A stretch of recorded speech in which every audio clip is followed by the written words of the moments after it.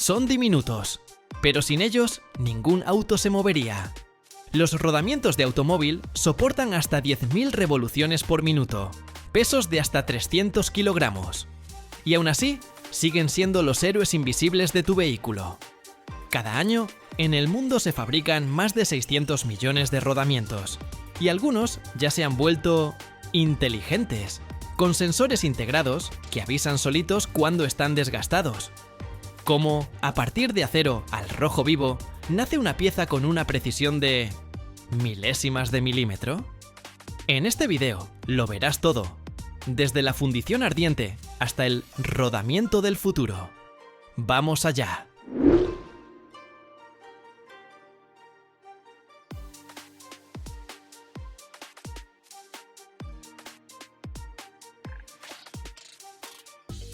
Los rodamientos trabajan en las condiciones más duras.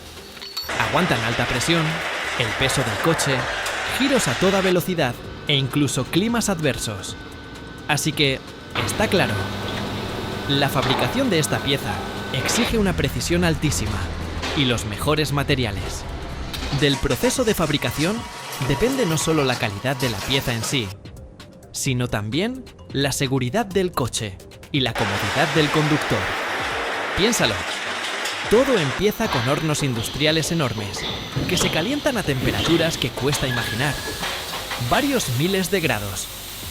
Las piezas de metal en bruto, normalmente de acero, se meten en estos hornos, donde empiezan a derretirse poco a poco, convirtiéndose en un metal líquido, brillante, como oro fundido. Este proceso se llama fusión, y su objetivo principal es eliminar todas las impurezas del metal y hacerlo lo más puro y resistente posible. Durante la fusión se añaden elementos químicos especiales como cromo o níquel que mejoran las propiedades del acero, su dureza, resistencia al desgaste y capacidad para soportar alta presión. Todo el proceso es controlado por especialistas con mucha experiencia, porque hasta la más mínima desviación en la temperatura o composición puede afectar la calidad del producto final.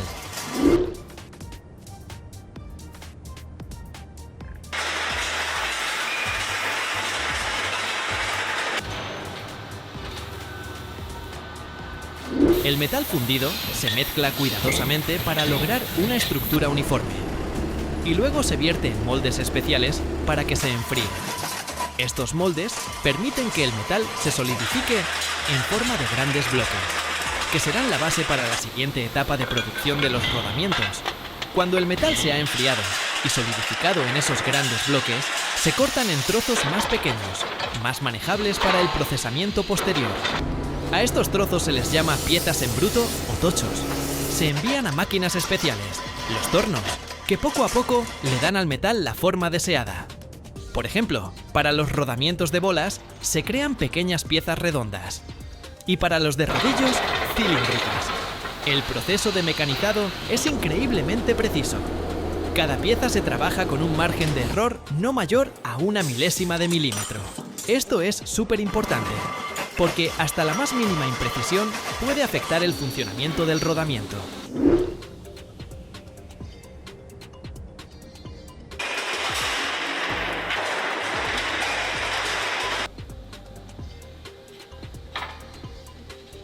Después de darles forma, empieza el proceso de rectificado y pulido.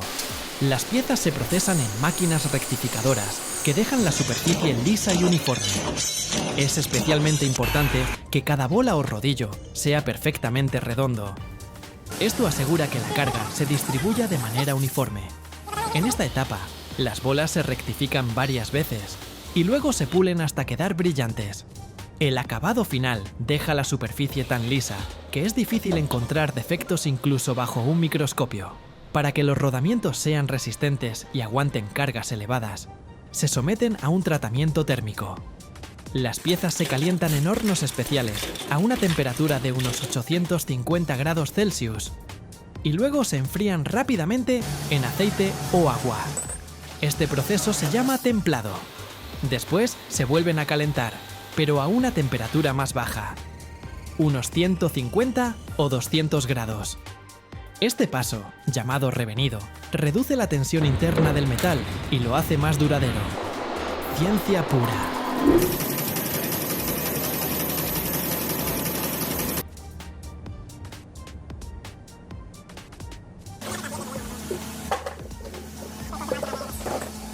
Las bolas o rodillos terminados se colocan dentro de una estructura especial, la llamada jaula o canastillo, entre las pistas, anillos. Para los rodamientos de bolas se necesitan exactamente 6 u 8 bolas, distribuidas uniformemente alrededor del anillo interior. La jaula se fabrica con un metal especial que protege las bolas de daños.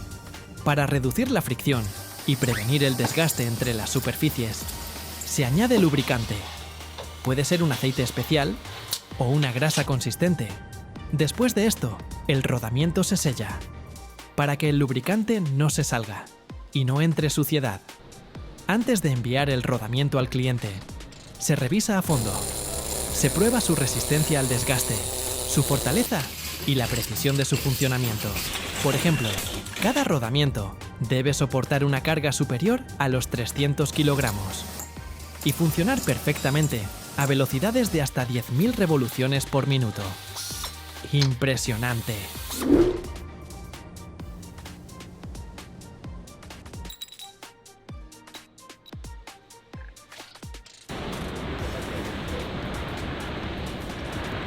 La última etapa es el empaquetado de los rodamientos en cajas especiales. Algunos se envían directamente a las fábricas donde se ensamblan los coches y otros se venden en tiendas de repuestos. Actualmente, el mercado mundial de rodamientos se valora en unos 120.000 millones de dólares estadounidenses. Las principales regiones de consumo son Asia, Europa y América del Norte. Los líderes en la producción de rodamientos son Suecia, Alemania, Estados Unidos y Japón. Solo en Estados Unidos se producen más de 600 millones de rodamientos cada año, cubriendo las necesidades de los sectores automotriz, aeroespacial e industrial. Las tecnologías modernas están cambiando hasta las piezas más pequeñas del automóvil, y los rodamientos no son la excepción. Hoy en día se equipan con sensores especiales que ayudan a controlar su funcionamiento en tiempo real. Estos sensores recogen información sobre la temperatura, la vibración, la velocidad de rotación e incluso el grado de desgaste. Estos datos permiten detectar rápidamente cualquier problema en el funcionamiento del rodamiento, previniendo posibles averías o accidentes.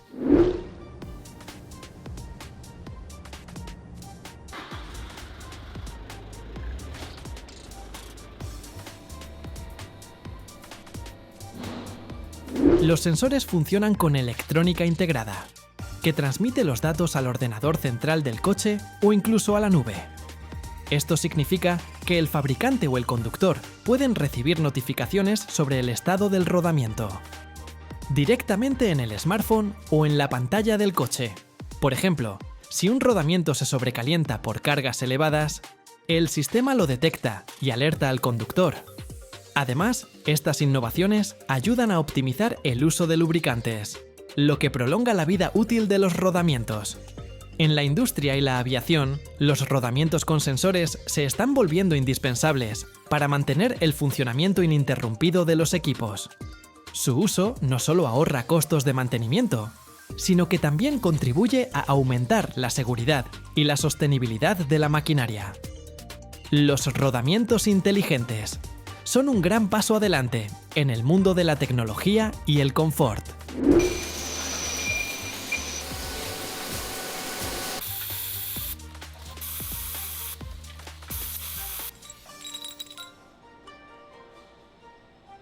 Aunque los rodamientos inteligentes se usan más a menudo en la industria automotriz, también encuentran aplicación en la aviación, la agricultura e incluso en las turbinas eólicas, donde controlar el estado de las piezas es críticamente importante. Gracias a la monitorización precisa y la optimización del funcionamiento, los rodamientos inteligentes ayudan a reducir el consumo de energía y lubricantes, lo que tiene un impacto positivo en el medio ambiente. Y quién sabe, quizás muy pronto la tecnología llegue a tal nivel que el rodamiento nos grite: ¿A dónde vas, loco? ¿No ves que estoy hecho polvo? Es hora de ir al taller, no de viaje. ¿Te imaginas?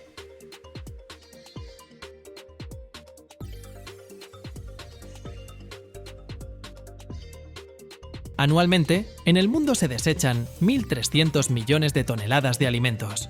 Mientras tanto, empresarios de todo el mundo están ideando soluciones creativas para utilizar los desechos como combustible, como, por ejemplo, un argentino que convierte los residuos de una fábrica de sidra en productos biológicos para asar, una aldea indonesia que recicla las aguas residuales malolientes de los productores de tofu en gas para cocinar, y un innovador de Sierra Leona que fabrica briquetas a partir de cáscaras de coco. Nos embarcamos en un viaje internacional para descubrir cómo las personas aprovechan las oportunidades que brindan los alimentos desechados en todo el mundo. Cada día, en el mercado de Bowenpally en Hyderabad, India, quedan sin vender 10 toneladas de productos. Pero en lugar de terminar en un vertedero, estos alimentarán edificios, lámparas y una cocina para 800 personas que utiliza energía para cocinar. Los vegetales grandes primero se trituran y se envían a una cinta transportadora. También hay vegetales podridos. Transportarlos a casa es demasiado costoso, por lo que se desechan. El triturador los desmenuza aún más en trozos más pequeños y uniformes después de que llegan a la cinta transportadora. En un solo día, procesa el equivalente al consumo anual de vegetales de 150 indios. La mezcla triturada se envía a 2 calderas digestoras, a través de depósitos subterráneos después de ser molida. De esta manera, en los grandes digestores se encuentran principalmente bacterias anaeróbicas, microorganismos que prosperan en ausencia de oxígeno. Además, producen dióxido de carbono y metano como subproductos de la digestión de los desechos alimentarios que les arrojamos en su camino. Cuando las sustancias orgánicas se descomponen, emiten gases que contribuyen al calentamiento global. Pero después de los combustibles fósiles y la agricultura, los vertederos ocupan el tercer lugar en emisiones de metano debido a la enorme cantidad de desechos alimentarios. Un enfoque para evitar que estos gases lleguen a la atmósfera es convertirlos en energía mediante la combustión de biogás. El combustible se puede almacenar en el lugar en 4 cilindros masivos en Bowenpally hasta que esté listo para su uso. La cocina está a una distancia de unos 400 a 500 metros y el camino continúa hasta ella. Esta energía es más que suficiente para operar el comedor, donde se preparan 800 comidas diariamente. Además de la energía, otro subproducto útil que producen las plantas es el fertilizante. Los vendedores del mercado lo compran y lo esparcen en los mismos campos donde cultivan los vegetales. Al usar este fertilizante, también mejoran la calidad del suelo. Sus cosechas se vuelven más productivas. Dado que los vegetales orgánicos son muy costosos en estos días, la cosecha también se vende a un precio más alto. Por ejemplo, el arroz orgánico y otros productos similares.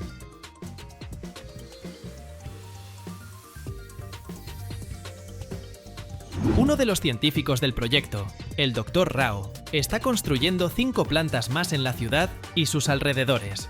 Con esto, incluso los productos no vegetales pueden verse afectados. La producción de biogás es posible a partir de una amplia variedad de materiales orgánicos, incluidos los desechos humanos y animales. ¿Por qué no cambiamos todos al biogás si es fácilmente accesible, reduce las emisiones y disminuye la cantidad de residuos sólidos que producimos? En pocas palabras, mantener el uso de combustibles fósiles es económicamente más rentable para la mayoría de los países. En comparación con el gas natural, el precio del biogás en América del Norte es aproximadamente 5 veces mayor. 20 centavos por galón no ayudarán a competir con lo que llamamos gasolina en los Estados Unidos. En regiones como Asia, la diferencia de precio es menos notable y es inferior a $2 por unidad. Muchas personas y gobiernos estatales han comprendido recientemente que estas iniciativas no solo son factibles, sino que India ha desarrollado tecnologías propias que pueden satisfacer sus necesidades. En muchos países de Europa y África se están construyendo nuevas instalaciones y en Dinamarca se ha construido la planta de biogás más grande del mundo. Una empresa israelí ofrece un dispositivo para producir biogás en el propio jardín. Reemplazar el gas natural con biogás es imposible. La demanda de energía supera la cantidad de desechos. Sin embargo, en un aspecto tiene una ventaja sobre el gas natural. Como resultado, se reduce la cantidad de basura en los vertederos. Los Estados Unidos, que desechan entre el 30 y el 40% de los suministros de alimentos, están perdiendo una gran oportunidad. El biogás es preferible a simplemente desechar el exceso de alimentos. Opinan incluso los agricultores que sufren pérdidas debido a las cosechas no vendidas. Los ingenieros que trabajan en el proyecto de Bowen Pally cruzan los dedos, esperando que su trabajo sirva de ejemplo para otros. Para hacer la vida más sostenible, es necesario implementar iniciativas similares y no solo para uno mismo. En 20 o incluso 10 años, la situación debería mejorar un poco. Bolas de coco. El comerciante Alhaji Sirajba de Sierra Leona busca convencer a las personas de dejar de usar carbón vegetal y empezar a utilizar briquetas hechas de cáscaras de coco. Bajo esta sustancia pegajosa podría esconderse la solución a un problema mortal.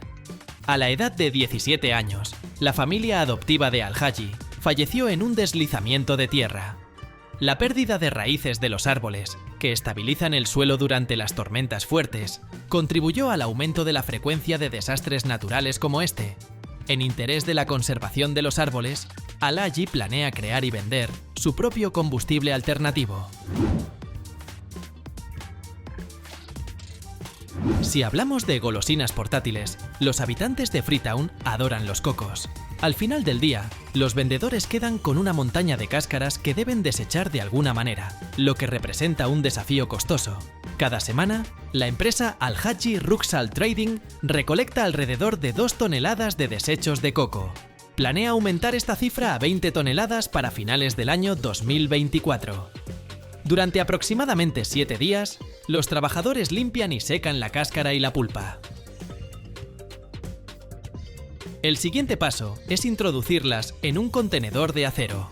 Los cocos triturados en polvo se mezclan con agua y una sustancia, cuya composición no se revela, para obtener un adhesivo.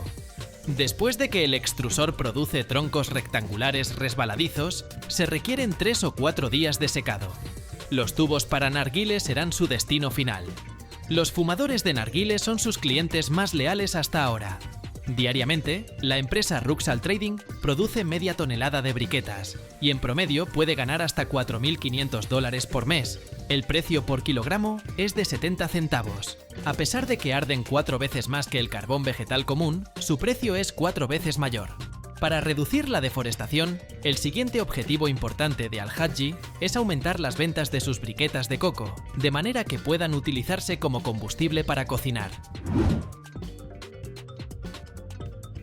Dependiendo de la época del año, emplea entre 10 trabajadores permanentes y 40 temporales. Hace aproximadamente 15 meses, amplió el ámbito de actividad de su empresa. La empresa Ruxal Trading también cría y vende pollos. Según su madre, soñaba con ser empresario desde la infancia. Pero cuando, a la tierna edad de 12 años, Alhaji se convirtió en el sostén de su familia, todo eso parecía lejano. Con el objetivo de apoyar a su familia, dejó su ciudad natal. Durante 4 años fue un marginado, hasta que finalmente encontró trabajo y fue acogido por una familia amorosa. El número de fallecidos superó las 1.100 personas y otras 3.000 se vieron obligadas a abandonar sus hogares. A Alhaji solo le quedaban unos pocos dólares. Los deslizamientos de tierra mortales eran una amenaza constante, pero estaba decidido a encontrar una solución. 10 años antes de la catástrofe en África, cientos de personas murieron por deslizamientos de tierra. Alhaji comenzó a buscar soluciones para detener la deforestación como si fuera una bombilla. Buscando en YouTube, encontró un video donde propietarios de empresas de todo el mundo creaban briquetas de biomasa como alternativa al carbón vegetal y la leña. Refinando su fórmula, comenzó a ahorrar dinero para un costoso extrusor mecánico. En el año 2020, recibió premios en concursos de Harvard y la ONU por su plan de desarrollo empresarial. Además, consiguió varios nuevos clientes en el Reino Unido y Alemania. Los habitantes de Freetown siguen utilizando leña para cocinar. La alternativa al carbón vegetal no solo la desarrolla Alhaji, sino también muchas otras empresas. José Alberto Aramberri y Cristina, una pareja argentina, utilizan los subproductos de la sidra para crear troncos de biomasa. Alto Valle es un lugar en la valle donde se unen 3 ríos, lo que lo hace ideal para huertos de manzanas y peras. Solo la industria de la producción de sidra de manzana genera más de 75.000 toneladas métricas de subproductos al año en el país. Pomace, así se llama este subproducto de frutas, es la base de la empresa de José, Biot. Trajo a casa una muestra seca para experimentar, y así comenzó todo. Se dio cuenta de que los orujos se podían quemar. Sin embargo, el verdadero desafío era cómo convertir una gran cantidad de frutas húmedas en troncos. Como los productores de sidra, como Marcelo García, a menudo están encantados de que alguien se lleve su sidra, tenía suficientes recursos para experimentar. Esta sidra se elabora con frutas que habrían sido desechadas si no se hubieran utilizado. Las frutas se transportan a la molienda a través de una tubería dentro de las instalaciones. Para triturar las frutas se utiliza un molino al que llega una cinta con cubetas. Sin embargo, para que los orujos pasen correctamente por el equipo, no deben estar demasiado secos. Como resultado, la sidra se complementa con agua. Compostaje, calentamiento y producción de vinagre son solo algunas de las numerosas formas de utilizar los orujos, enumeradas por Marcelo. La mayor dificultad es el transporte de la pesada suspensión húmeda. José transporta los orujos a su terreno en camiones. Tiene muchas opciones para eliminar el agua. Hasta ahora, el método más económico es simplemente esparcir los orujos por el suelo y dejarlos asentarse durante unos días. Después de esto, los residuos se trasladan a una máquina especial con la ayuda de un bulldozer. Con un tractor, los orujos se esparcen en línea recta y luego se cortan en ladrillos. José recoge los trozos triturados. A menudo prueba métodos alternativos, como secar pequeñas cantidades en forma rectangular. Puede usar un molde para producir ladrillos más delgados que no requieren volteo. Actualmente, él solo vende los llamados troncos de biomasa, aunque está considerando la producción de otros productos, como alimentos para animales. Él y su esposa, Cristina, fundaron la empresa Biot. Ella ayuda a la empresa con la publicidad y las ventas. José cree que se complementan bien, ya que sus habilidades se complementan entre sí. Algunas empresas locales y particulares que los utilizan en sus hogares compran sus troncos. Los asados tradicionales, o barbacoas, en Argentina tienen una larga historia que comienza en el siglo XVI. Hoy en día, muchos utilizan carbón vegetal, pero en los restaurantes todavía prefieren la leña, ya que creen que da el mejor sabor a la carne.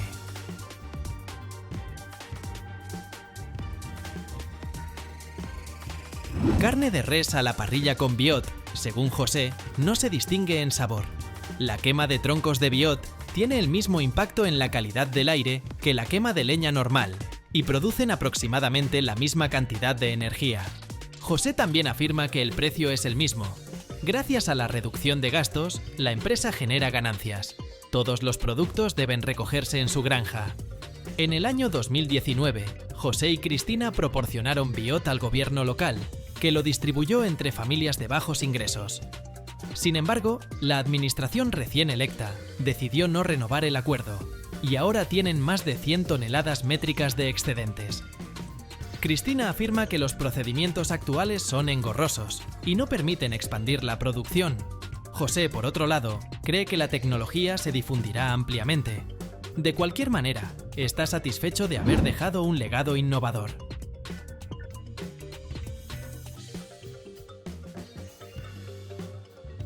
Un grupo de personas en Indonesia ha encontrado una fuente alternativa de energía para sus hogares, reciclando el agua sin olor del tofu en combustible para sus estufas. El biogás de tofu se ha convertido en una opción viable en un país donde el suministro de electricidad es un problema serio. Puedes sentir el olor agrio que emana del exterior de la fábrica de tofu en Haji Oji, en cuyo interior hace calor y humedad. Esta es una de aproximadamente 230 fábricas de tofu en el área de Sumedang, en Java Occidental, que es famosa por su tofu. Sin embargo, todo este tofu maloliente tiene su precio. En casi cada etapa de la producción de tofu se generan aguas residuales. Debido a la acidez de los desechos, pueden morir peces y cultivos agrícolas. Además, la descomposición de las sustancias orgánicas disueltas en ellos produce gas amoníaco.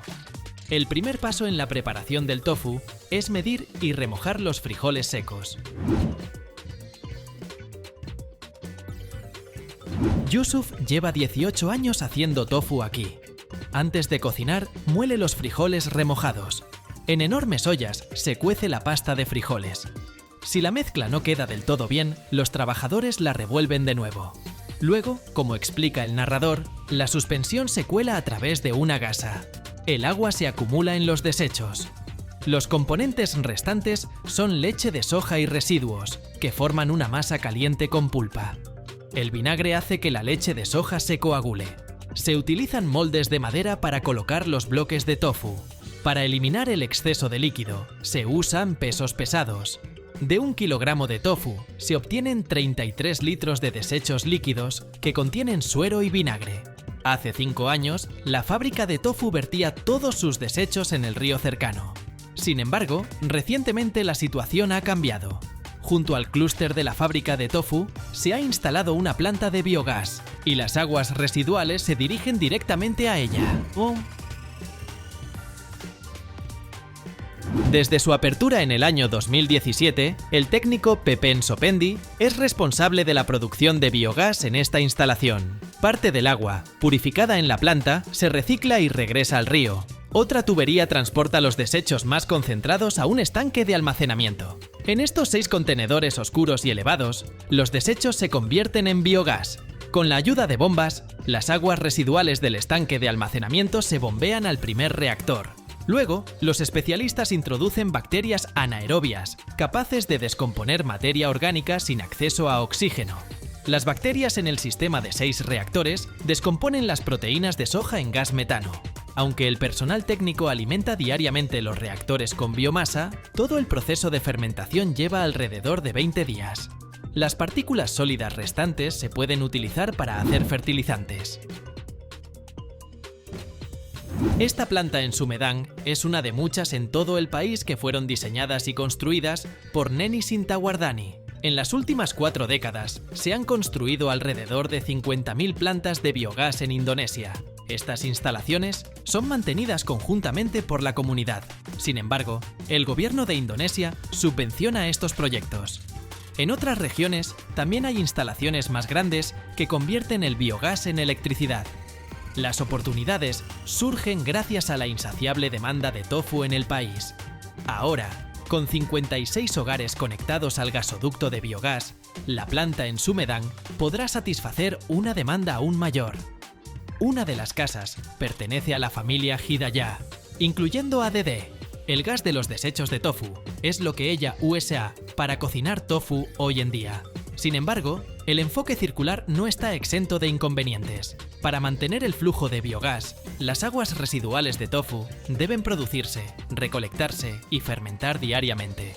Los trabajadores de la fábrica tienen solo unas pocas horas por la mañana y por la tarde para entregar el biogás a las casas de los residentes. El gas natural está disponible solo para algunos residentes de Indonesia. Debido a las 17.000 islas que componen el país, no es tan sencillo instalar un gasoducto. Más del 60% del consumo de energía del país proviene del carbón. En la cumbre del G20 de noviembre, un grupo de países ricos y organizaciones corporativas se comprometieron a destinar 20.000 millones de dólares para ayudar a Indonesia a reducir su dependencia de los combustibles fósiles. Las pequeñas plantas de biogás, como esta, son potencialmente importantes.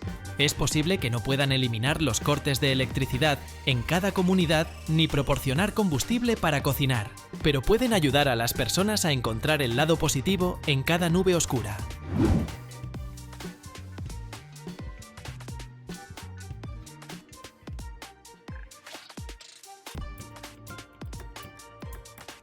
Esto es China.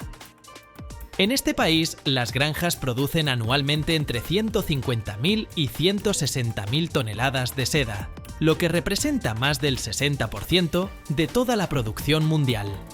Esto convierte a China en el mayor proveedor de seda en el mercado global. satisfaciendo gran parte de la demanda mundial de este valioso material.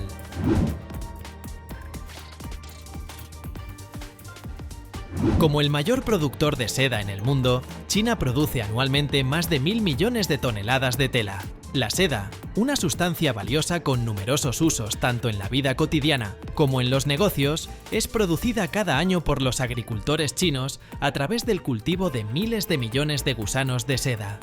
Vamos a explorar todas las etapas del proceso de cultivo y producción de seda en China, desde las granjas tradicionales de cría de gusanos de seda hasta aquellas que emplean tecnologías avanzadas. Las orugas pueden parecer aterradoras, pero en realidad son un tesoro de nutrientes. Si deseas obtener huevos y crías saludables, elige las orugas con cuidado. Los agricultores recogen grandes lotes de huevos puestos por las orugas y los colocan en un entorno controlado para su incubación. Las larvas, o orugas juveniles, entran en un periodo de rápido desarrollo. Las orugas se alimentan principalmente de hojas frescas de morera, que les proporcionan los agricultores. Las larvas reciben suficientes nutrientes para un desarrollo activo si se les alimenta constantemente con hojas de morera recién cortadas. Para mantener el entorno de reproducción de los gusanos de seda limpio y con el nivel de pH adecuado, los agricultores suelen utilizar polvo de cal. Al mantener la limpieza y la seguridad del ambiente de reproducción, los gusanos de seda pueden prosperar y producir seda de calidad excepcional. Los gusanos de seda requieren una alimentación constante e ininterrumpida. En la mayoría de los casos, los gusanos son alimentados manualmente. Gracias a las innovaciones de los agricultores chinos, se han creado dispositivos auxiliares para mejorar este proceso. Al implementar tecnologías modernas en el cultivo de gusanos de seda, China ha fortalecido su posición como líder en la industria de la seda. La seda tiene una gran demanda, y estas innovaciones ayudan a satisfacer dicha demanda, mejorando la calidad y la eficiencia de la producción. Para el crecimiento de los gusanos de seda, es esencial un ambiente seguro y estable, por lo que los agricultores utilizan marcos de madera cuadrados para mantenerlos.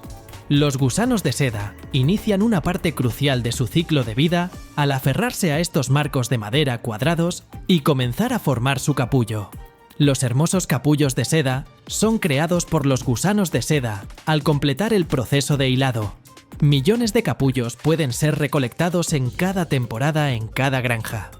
Antes de que los capullos de seda sean utilizados en la industria, deben pasar por un proceso de clasificación con ayuda de equipos especializados. Para asegurar que solo se extraiga seda de la más alta calidad, se emplea tecnología para la clasificación de los capullos. Sin embargo, todavía es necesaria la intervención humana, ya que los robots no pueden realizar esta tarea. Los agricultores locales en China venden sus capullos a empresas dedicadas a la producción de seda, que los compran al por mayor a un precio elevado. El cultivo de gusanos de seda proporciona a los agricultores un incremento significativo en sus ingresos. Las cintas transportadoras en continuo movimiento llevan los capullos a la zona de clasificación, donde se seleccionan y se separan los capullos de baja calidad o dañados. Luego, los capullos pasan a la línea de ebullición. La ebullición no solo elimina los microbios y quita las impurezas, sino que también facilita la separación de los hilos de seda, garantizando una alta calidad del seda. En tiempos pasados, enrollar la seda era un proceso laborioso que requería manos hábiles y mucha experiencia por parte de los agricultores. El siguiente paso es la alimentación de los capullos flexibles en la máquina de enrollado. De cada capullo se extrae un hilo de seda y se enrolla en una sola hebra. Para lograr la longitud y resistencia deseadas, un solo hilo de seda generalmente se fabrica a partir de muchos capullos. En la máquina de enrollado de seda, los hilos de seda resultan más uniformes en tamaño y más eficientes. Las tecnologías modernas han transformado significativamente el proceso de producción de seda en China, haciéndolo más eficiente y de mayor calidad. El uso de sistemas automatizados para alimentar a los gusanos de seda, controlar la temperatura y la humedad, así como líneas robotizadas para la clasificación y procesamiento de capullos, ha permitido aumentar la productividad y reducir los costos de producción.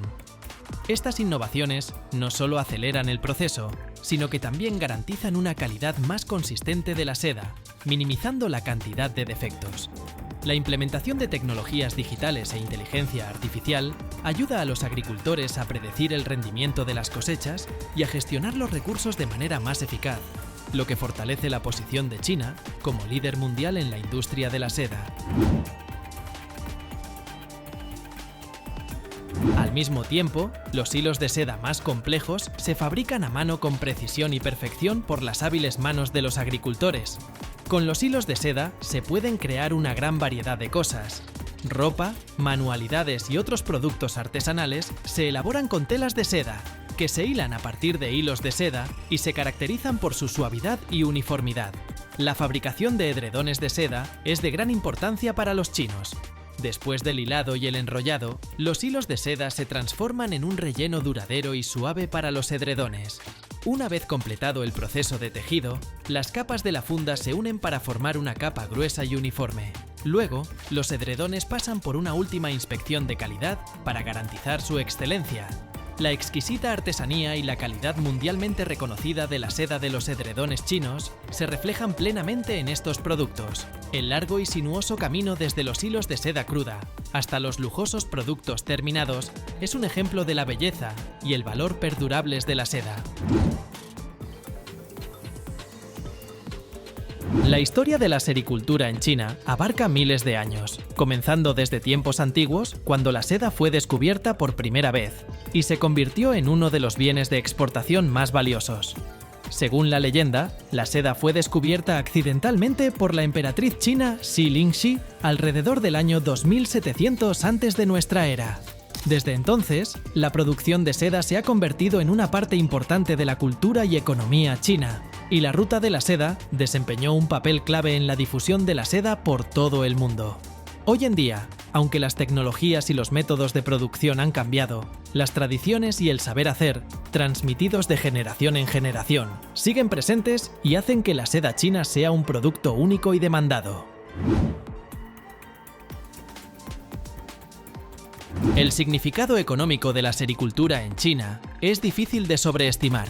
Siendo uno de los oficios más antiguos y tradicionales, la producción de seda sigue siendo una parte importante de la economía del país. China no solo satisface la demanda interna de seda, sino que también la exporta a más de 100 países, lo que genera ingresos significativos para el erario público. Miles de agricultores y trabajadores en todo el país dependen de esta industria, y para muchos, la sericultura es la principal fuente de ingresos. En los últimos años, el gobierno de China ha apoyado activamente la industria de la seda, implementando programas para modernizar las granjas y mejorar las condiciones laborales, lo que ayuda a mantener un alto nivel de producción y calidad del producto. El aspecto ecológico de la producción de seda está adquiriendo cada vez más importancia en el mundo moderno. Los agricultores y productores de seda en China son conscientes de la necesidad de proteger el medio ambiente y se esfuerzan por minimizar el impacto en la naturaleza.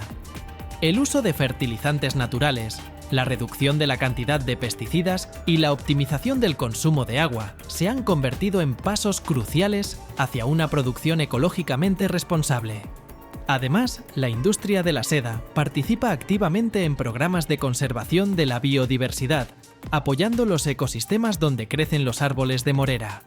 La implementación de prácticas sostenibles no solo ayuda a preservar la naturaleza, sino que también mejora la imagen de la seda china en el mercado internacional, haciéndola aún más atractiva para los compradores.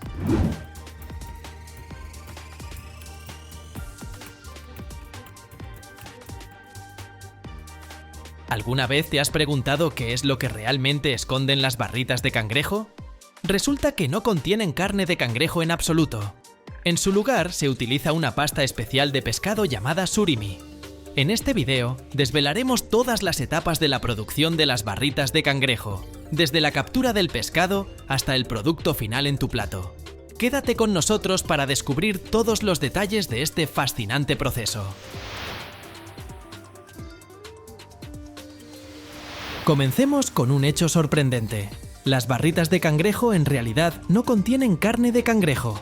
En su lugar, se elaboran a partir de una pasta llamada surimi, que generalmente se crea a partir de pescado blanco, como el abadejo o la merluza.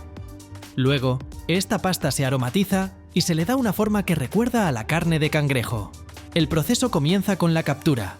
Los barcos pesqueros salen al mar, eligiendo ciertos tipos de pescado adecuados para la producción de surimi. El pescado capturado se procesa de inmediato a bordo para mantener su frescura. Se destripa, limpia y filetea el pescado, dejando solo la carne blanca para la producción de surimi.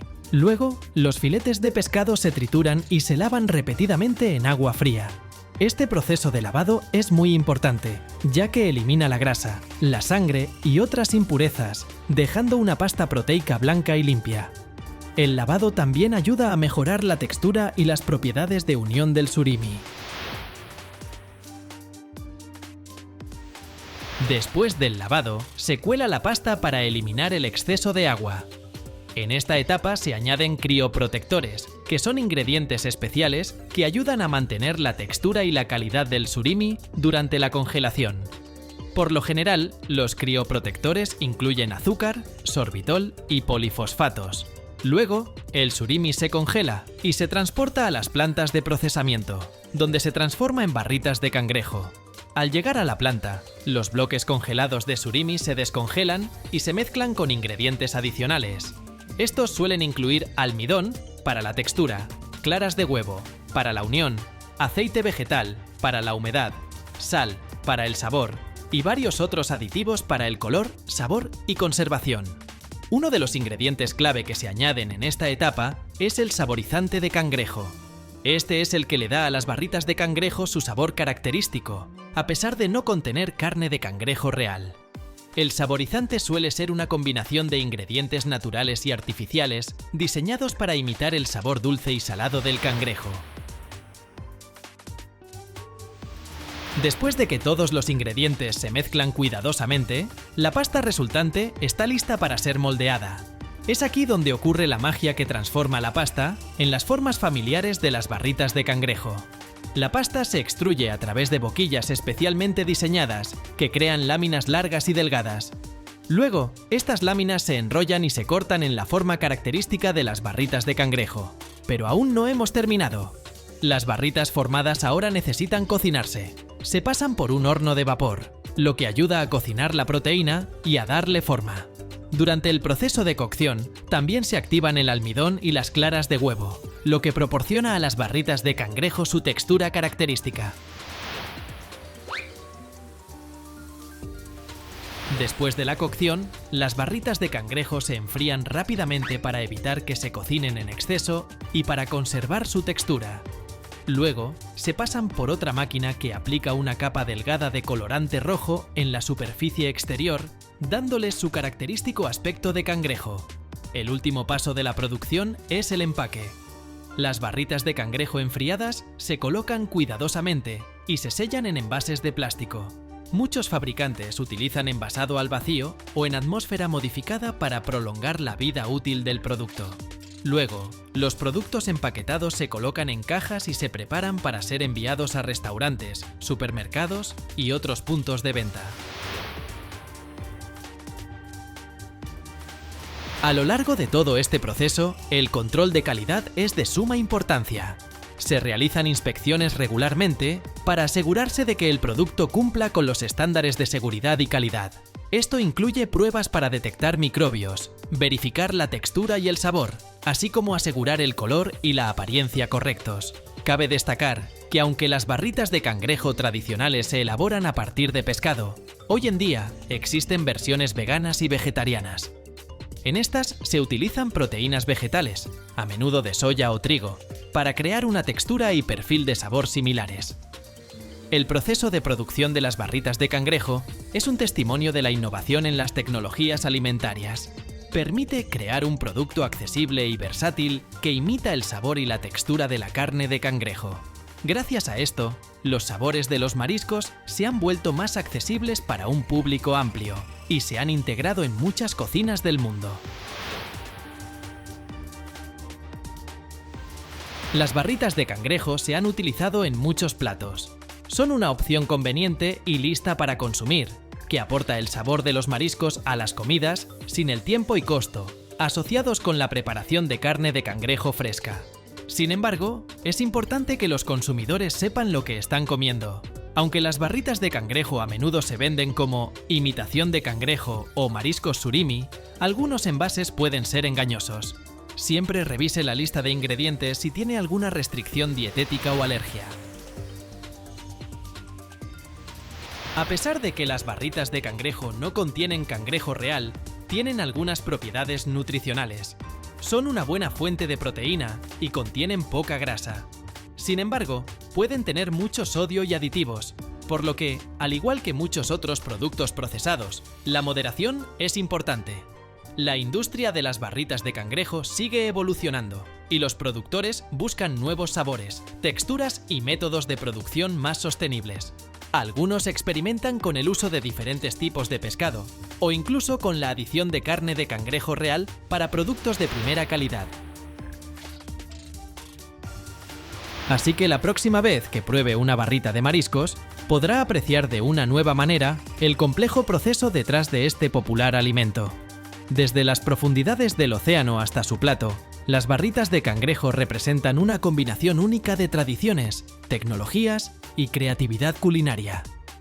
¿Listo para explorar más el mundo de las barritas de cangrejo? Visite su mercado asiático local o la sección de mariscos y descubra la versatilidad de este intrigante producto.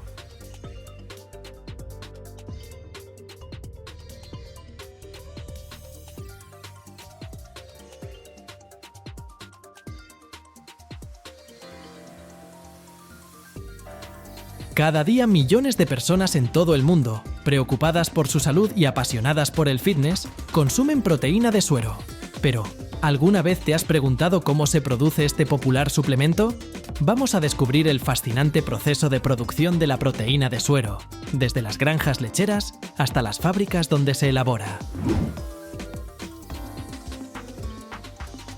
El polvo de proteína que añades a tus bebidas se produce a partir de la leche. ¿Cómo ocurre esto? ¿De dónde proviene la proteína de suero? En promedio, las vacas pueden producir alrededor de 40 litros de leche al día. Los ganaderos lecheros creen que las vacas felices y saludables producen leche de alta calidad, la cual es la base de los suplementos proteicos de alta calidad. La concentración de proteínas en la leche de vaca es de aproximadamente un 3,5% de caseína y un 20% de proteína de suero. Nos interesa especialmente esta pequeña proporción de suero para nuestro polvo de proteína. La leche de vaca es una verdadera potencia alimentaria. El uso de máquinas automatizadas para ordeñar hace que el proceso sea sencillo. Estos dispositivos comprimen suavemente las ubres de las vacas 2 veces al día, garantizando un procedimiento rápido y sin dolor para los animales. La leche recién recolectada es rica en nutrientes, incluyendo proteínas, grasas, carbohidratos y minerales. Pero, ¿qué sucede con esta leche después de que sale de la granja? ¿Cómo comienza su transformación en el polvo de proteína que conocemos y amamos? Después de ser recolectada, la leche fresca se almacena temporalmente en tanques refrigerados directamente en la granja. Estos tanques están diseñados para mantener la leche a baja temperatura, generalmente alrededor de 4 grados Celsius. ¿Por qué tan frío? Esta baja temperatura previene el crecimiento de bacterias y asegura que la calidad de la leche se mantenga hasta su transporte. Cada día, camiones cisterna refrigerados llegan a las granjas para recoger la leche. Estos no son camiones ordinarios. Están especialmente diseñados para mantener la leche a la temperatura ideal durante su trayecto. La importancia de mantener esta cadena de frío no puede ser subestimada. Incluso un pequeño aumento en la temperatura puede afectar la calidad de la leche y, por lo tanto, la calidad de nuestra proteína de suero. Luego, la leche es transportada a las fábricas de procesamiento de queso. Aquí es donde comienza lo interesante. Tal vez te sorprenda, pero la proteína de suero es en realidad un subproducto de la producción de queso. Cuando la leche llega a la fábrica de quesos, se somete a un riguroso control de calidad para asegurar que solo la leche de mejor calidad se utilice en el proceso. La leche de alta calidad es la base de una excelente proteína de suero. El primer paso en la producción de queso es la pasteurización, que consiste en calentar la leche a una temperatura de aproximadamente 60 grados centígrados durante unos 30 minutos. Esta etapa es críticamente importante, ya que elimina las bacterias dañinas y hace que la leche sea segura para su consumo y procesamiento posterior. Después de la pasteurización, la leche se enfría rápidamente a una temperatura de alrededor de 4 grados centígrados. El enfriamiento mantiene la frescura y el sabor de la leche, evitando su sobrecalentamiento. La temperatura se controla y supervisa meticulosamente durante todo el proceso. La precisión juega un papel clave en la producción de proteína de suero de alta calidad. Luego ocurre un paso crucial, la separación de nuestra apreciada suero. Se agrega un coagulante a la leche, generalmente una enzima llamada renina, que provoca la separación de la leche en dos partes, los cuajos y el suero. Los cuajos son la parte sólida que se convertirá en queso, mientras que la parte líquida es nuestro suero. Aunque el suero es nutritivo, aún no es el concentrado de proteína en polvo que buscamos. El producto final contendrá entre 80 y 90% de proteína. Por lo tanto, el suero pasa por varios pasos de filtración para aumentar la concentración de proteína. Luego, el líquido se somete a ultrafiltración, donde el agua, la lactosa y algunos minerales se eliminan a través de membranas microporosas, reteniendo las moléculas más grandes de la proteína de suero. El secado y la transformación en polvo son las etapas finales de este proceso. Una de las formas de lograrlo es mediante el uso del proceso de secado por atomización. En este método, el líquido se pulveriza en una gran cámara con aire caliente. A medida que las gotas caen a través del aire, el agua se evapora casi instantáneamente, dejando pequeñas partículas de proteína de suero en polvo. El proceso se regula cuidadosamente para evitar que el calor dañe las proteínas. Es fundamental eliminar el agua, manteniendo al mismo tiempo el valor nutritivo y la funcionalidad de las proteínas del suero. En esta etapa, el polvo de proteína puede ser mejorado mediante la adición de otros componentes, como el concentrado de proteína de suero, que generalmente contiene un 80% de proteína. El aislado de proteína de suero contiene más del 90% de proteína y está casi completamente libre de azúcares naturales de la leche, lactosa y lípidos. Durante el proceso, se añaden sabores como vainilla, chocolate, fresa o aromas más exóticos para mejorar el sabor. Después de esto, la proteína de suero, ya sea con sabor o sin él, se envasa. Métodos rigurosos de control de calidad se aplican en cada etapa de este proceso. Para producir 1 kilogramo de proteína de suero en polvo, se necesitan aproximadamente 200 litros de leche, siendo la leche de vaca la fuente más común. Los investigadores están explorando fuentes alternativas de proteína de suero, como la fermentación microbiana, lo que podría revolucionar la industria. Las producciones modernas prestan cada vez más atención a los aspectos ecológicos. En el proceso de fabricación de la proteína de suero, se utilizan tecnologías de ahorro de energía y métodos para minimizar los desechos. Por ejemplo, los subproductos de la producción de queso, como el suero, que antes se consideraban residuos, ahora se utilizan activamente para crear un polvo de proteína útil. Algunas empresas van más allá y desarrollan métodos para reducir la huella de carbono, haciendo que la producción sea más sostenible y segura para el medio ambiente. La industria de la proteína de suero no se detiene.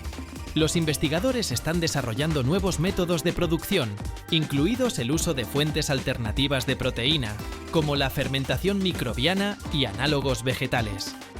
Estas tecnologías podrían cambiar el mercado en el futuro y ofrecer nuevos productos a los consumidores que buscan diversificar su dieta.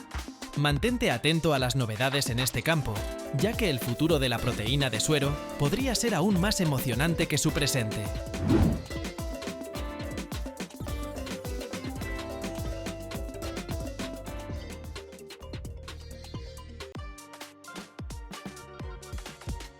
Cada año se producen miles de millones de tubos de pasta de dientes en todo el mundo.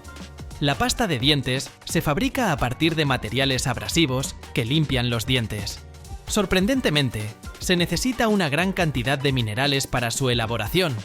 Pero, ¿cómo se combinan estos ingeniosos minerales para crear una pasta de dientes suave y mentolada? ¿Cómo se forman las rayas? Para descubrir cómo se produce una de las pastas dentales más populares del mundo, visitamos la fábrica de Colgate. La empresa Colgate prestó gran atención a la investigación científica para mejorar sus productos, lo que dio lugar a pastas dentales más eficaces y agradables. A lo largo del siglo XX, la marca continuó innovando, introduciendo productos como la pasta dental con flúor, que representó un avance significativo en la lucha contra las caries. Durante todo el siglo XX, Colgate creció rápidamente en el mercado de productos para la higiene bucal. Su presencia se extendió a varios países y se convirtió en una parte importante de los hogares de millones de personas en todo el mundo.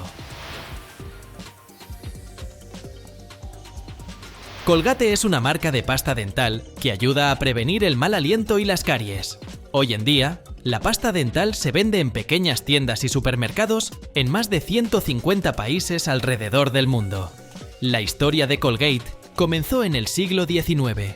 Un inmigrante inglés llamado William Colgate fundó una de las marcas de cuidado bucal más conocidas del mundo. En 1806, abrió un pequeño negocio en Nueva York para fabricar jabón y velas.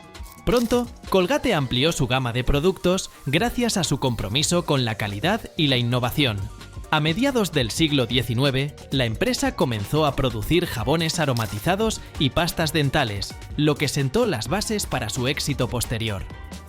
Un hito importante en el desarrollo de la higiene dental fue la introducción de la primera pasta dental en tubo en 1873. En esa época, la pasta se vendía en frascos, lo que no era tan práctico como el formato en tubo. La pasta dental moderna ofrece numerosos beneficios, entre los cuales se encuentran mantener la blancura de los dientes y proteger contra enfermedades dolorosas de las encías y las caries. La producción de pasta dental es un proceso fascinante que incluye procedimientos mecánicos y químicos. Comienza con la combinación de sustancias abrasivas, como arena y piedra, sorprendentes ingredientes que forman la base para la limpieza de los dientes. Es en estas fábricas donde se inicia la producción de nuestro querido producto protector con sabor a flúor. Con el inicio del día en la planta de Colgate, ubicada en las afueras de Londres, se despliega una coreografía industrial. Cada día, en esta fábrica, se producen 1 millón de tubos de pasta dental. Camiones como este entregan los ingredientes para la pasta dental a la fábrica. Estas plantas están muy ocupadas debido a la alta demanda mundial de pasta dental. Los componentes principales que formarán la base de la pasta dental llegan a la fábrica. Estos componentes suelen incluir sustancias abrasivas, como dióxido de silicio y carbonato de calcio, o bicarbonato de sodio, para la limpieza mecánica, así como fluoruro de sodio para la prevención de caries. La transformación comienza con la descarga de sacos, que pronto se convertirán en valiosa pasta dental. El agua actúa como un disolvente, que mezcla todos estos ingredientes. Además, se añaden aromatizantes para darle sabor y olor, colorantes para la estética, agentes aglutinantes para mantener la consistencia, reguladores de pH, humectantes para evitar que la pasta se seque y conservantes para prolongar su vida útil. Todos estos complejos compuestos químicos trabajan juntos con un solo objetivo: proteger los dientes contra las caries. Los ingredientes se pesan y dosifican cuidadosamente antes de mezclarse en un mezclador de alta capacidad. Este mezclador es una máquina especializada cuyo objetivo es combinar los componentes de manera homogénea. En este punto entran en acción potentes licuadoras, capaces de mezclar grandes volúmenes a una velocidad impresionante, moviendo 5 toneladas en tan solo 5 minutos. Estas máquinas no solo trituran los ingredientes más grandes, sino que también los mezclan con el gel para homogeneizar la mezcla con precisión milimétrica. Los gigantescos agitadores, que giran a una velocidad vertiginosa de 2.500 revoluciones por minuto, equivalente a la fuerza de un automóvil a una velocidad de 30 km por hora, son el elemento central del proceso. La mezcla se agita en grandes tanques, formando una sustancia con una consistencia similar a la de una masa. Una vez que los ingredientes están completamente mezclados, se procede a su cocción. Para evitar reacciones químicas indeseadas en la mezcla de la pasta dental, esta se calienta en grandes calderas de aluminio. Cada lote produce suficiente pasta dental para llenar alrededor de 30.000 tubos. La precisión es crucial. La mezcla debe ser exacta para evitar errores que puedan afectar la calidad final. Cuando se abre la caldera, parece un gran tazón lleno de glaseado. Se utilizan espátulas para raspar los excesos que se adhieren a las palas del mezclador. Después de alcanzar la consistencia adecuada, la pasta dental se transporta a través de tuberías complejas hacia una cámara de presión, lista para ser envasada en los tubos. Sin embargo, falta un detalle importante: las rayas. Es momento de añadir el color. De esta mezcla se obtendrán las conocidas rayas de colores, aunque no contienen ingredientes activos. Introducirlas es un proceso delicado, ya que se debe evitar manchar el resto de la pasta blanca. La respuesta se encuentra en el laboratorio, donde los expertos verifican la viscosidad para asegurarse de que las rayas permanezcan intactas y que la pasta se dispense perfectamente desde el tubo hasta el cepillo. Según las investigaciones, los consumidores prefieren una amplia variedad en lugar de productos convencionales. Por ello, la pasta dental normal se mezcla con un líquido de color. Aunque los tonos sintéticos de rojo y azul pueden parecer poco atractivos, las personas pueden usarlos sin problemas. Tras mezclarse con la base principal, la mezcla final será menos llamativa y formará parte del revestimiento a rayas que se crea al exprimir los tubos de pasta dental multicolor. Las pastas dentales vienen en diferentes colores y aromas, pero la más conocida es la de menta. Utilizando aceites esenciales, los químicos añaden este y otros aromas a la mezcla. Al combinar diferentes aceites, los químicos pueden obtener prácticamente cualquier fragancia. Un equipo especial de probadores dedica varias horas al día a experimentar con nuevos aromas. Cada unidad de producto se revisa minuciosamente. La importancia de esta etapa del proceso se hace evidente, ya que cualquier cambio en la viscosidad podría causar un desastre. Al final, el arduo trabajo confirma que el lote cumple con los estándares de viscosidad. Sin embargo, hay otro secreto: cómo se insertan las franjas en los tubos. Gracias a dispensadores separados que aseguran una colocación fluida, el misterio queda resuelto. La pasta dental se transporta a través de tuberías hacia la máquina de envasado. Esta máquina dosifica y distribuye la pasta de manera uniforme en cada tubo. Cada color ingresa al sistema a través de un tubo único. La máquina es capaz de llenar 180 tubos por minuto. 3 pastas se introducen una al lado de la otra sin separación física. Sin embargo, no se mezclan debido a la viscosidad de la pasta. Cada tubo contiene 70 gramos de pasta dental. Después de que cada tubo se llena con la pasta dental correspondiente, se cierra herméticamente. Esto permite mantener la frescura del producto y protegerlo de contaminantes externos. Para evaluar el lote una vez que está listo, se toma una muestra. Pero, ¿cómo se utiliza para cepillarse los dientes? La limpieza química y la limpieza mecánica son los dos tipos principales de limpieza que realiza la pasta dental. Algunas sustancias actúan sobre las bacterias y la suciedad en los dientes, destruyéndolas y protegiendo la cavidad oral. El segundo método es mecánico. Te cepillas los dientes con pequeñas partículas sólidas. Una máquina gira cada tubo para colocar correctamente la etiqueta, después de que los tubos son colocados en la cinta transportadora en grupos de 15. Esto es muy importante, de lo contrario, los tubos se sellarían de manera incorrecta. Los tubos se llenan, se sellan y se etiquetan, después de lo cual se agrupan en cajas y se envían al mercado para su distribución y venta. Todas las cajas se pesan para asegurarse de que estén completamente llenas. 24 tubos deben pesar no más de 1.350 gramos. Cualquier caja que no contenga la cantidad adecuada de tubos será retirada inmediatamente. Solo se pueden vender cajas completamente llenas. Hay 3 hechos poco conocidos que pueden sorprender incluso a los más fieles seguidores de la pasta dental. En algunas pastas dentales especializadas se utilizan partículas microscópicas de oro para mejorar el pulido de los dientes. Estas partículas son tan diminutas que no se pueden ver a simple vista, pero su presencia aumenta la eficacia de la pasta en la lucha contra la placa dental. En algunas pastas dentales modernas se emplea un ingrediente innovador conocido como vidrio bioactivo. Este componente no solo ayuda a prevenir las caries, sino que también restaura activamente el esmalte dañado, brindando protección a los dientes a nivel microscópico. Las fábricas de Colgate de hoy en día utilizan tecnologías avanzadas de inteligencia artificial para monitorear la calidad en cada etapa de la producción. Estos sistemas son capaces de detectar las más mínimas desviaciones en la composición de la pasta dental y corregir automáticamente el proceso para asegurar una calidad perfecta del producto.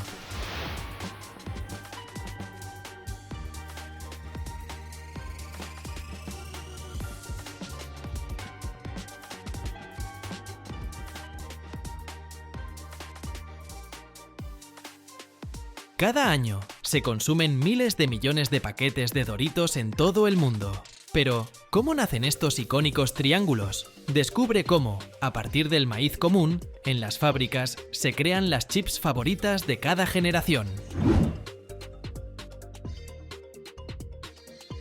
La producción comienza con el maíz, al igual que hace 60 años. Cuando por primera vez los trozos de tortilla tostada salieron del pequeño restaurante en Disneylandia y recibieron un nombre y un logotipo que hoy son conocidos en todo el mundo. Echemos un vistazo detrás de bastidores a la producción de Doritos. Todo comienza con el ingrediente principal, maíz amarillo. Se cultiva en campos de diferentes partes del mundo y luego llega a las fábricas. Son variedades especiales con alto contenido de almidón para obtener una harina fina y perfecta para la masa.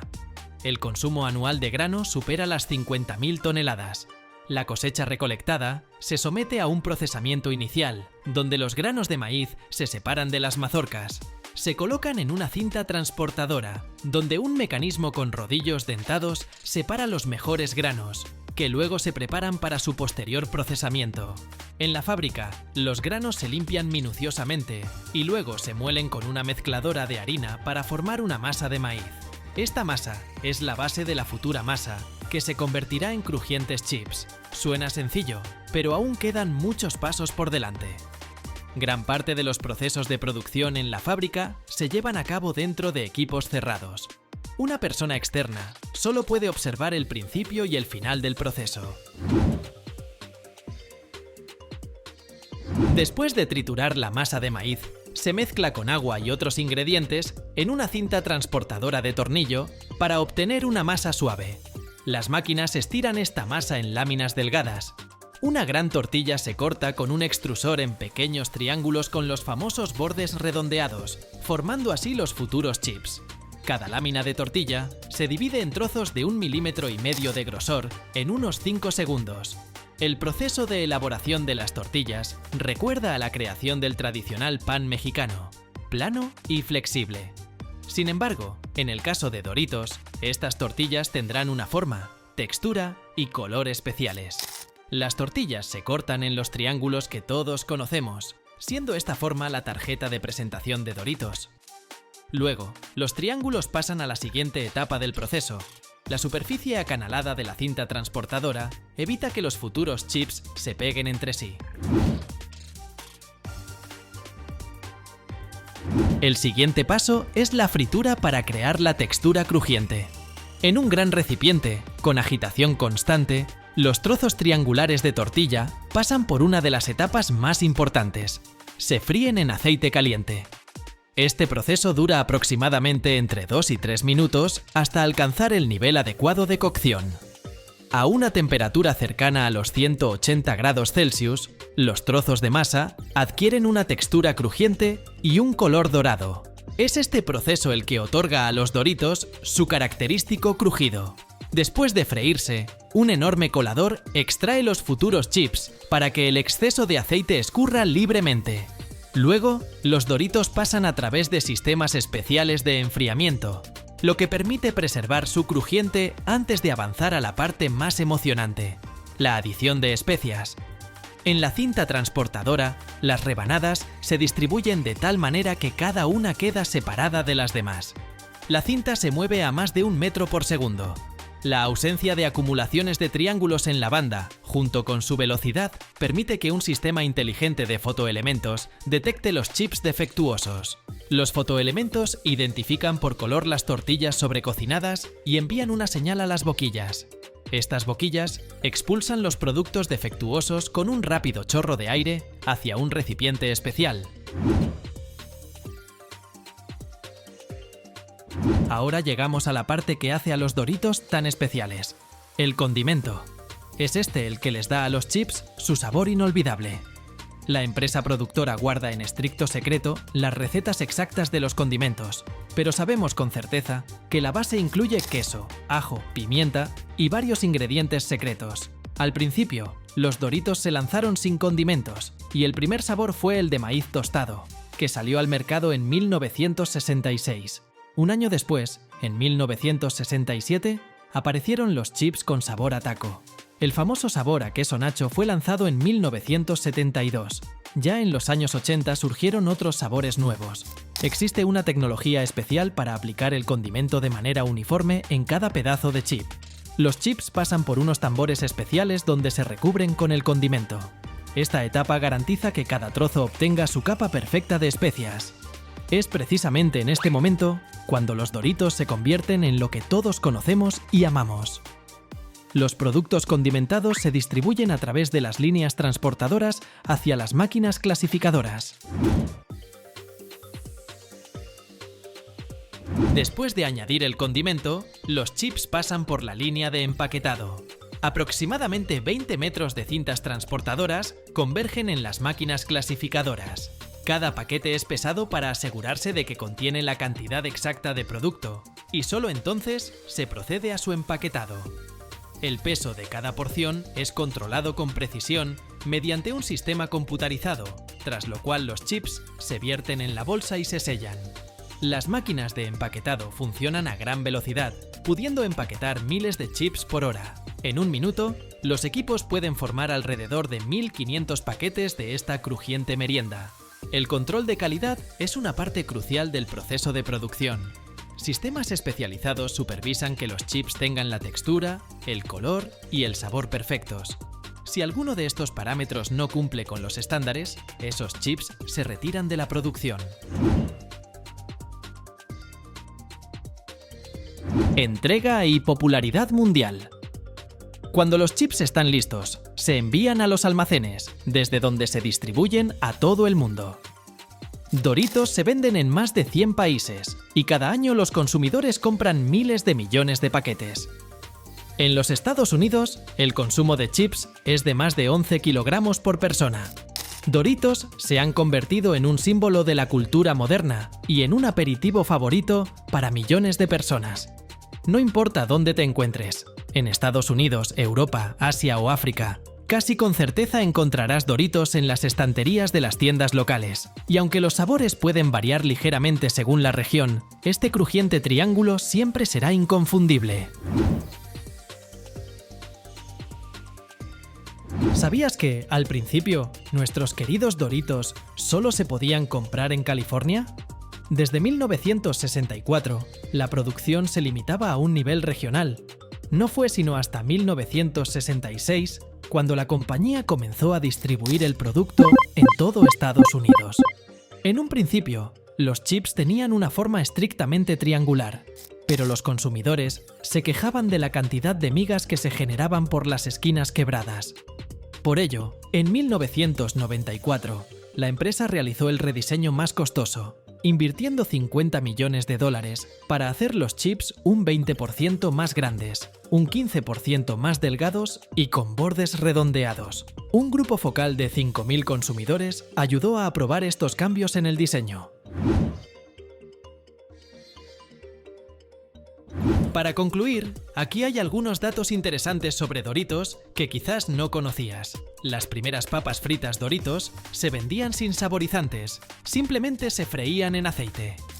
En el año 2008, Doritos fueron enviados al espacio como parte de una campaña publicitaria. La marca lanza regularmente ediciones limitadas con nuevos sabores, algunos de los cuales están disponibles solo en ciertos países. Doritos no solo es un snack, sino también parte de la cultura pop. A menudo se pueden ver en películas, series e incluso videojuegos. La forma y el color de los Doritos recuerdan al logotipo de la fraternidad Kappa Delta Rho. El inventor de Doritos fue enterrado, según su propio deseo, bajo una capa de papas fritas. Ahora ya sabes cómo se producen estas icónicas papas fritas. Desde simples granos de maíz hasta los aromáticos y crujientes triángulos, cada etapa del proceso de producción es cuidadosamente planificada. Ya sea que elijas el clásico sabor nacho cheese o algo más picante, cada bocado de Doritos es el resultado de años de trabajo de ingenieros, cocineros y diseñadores.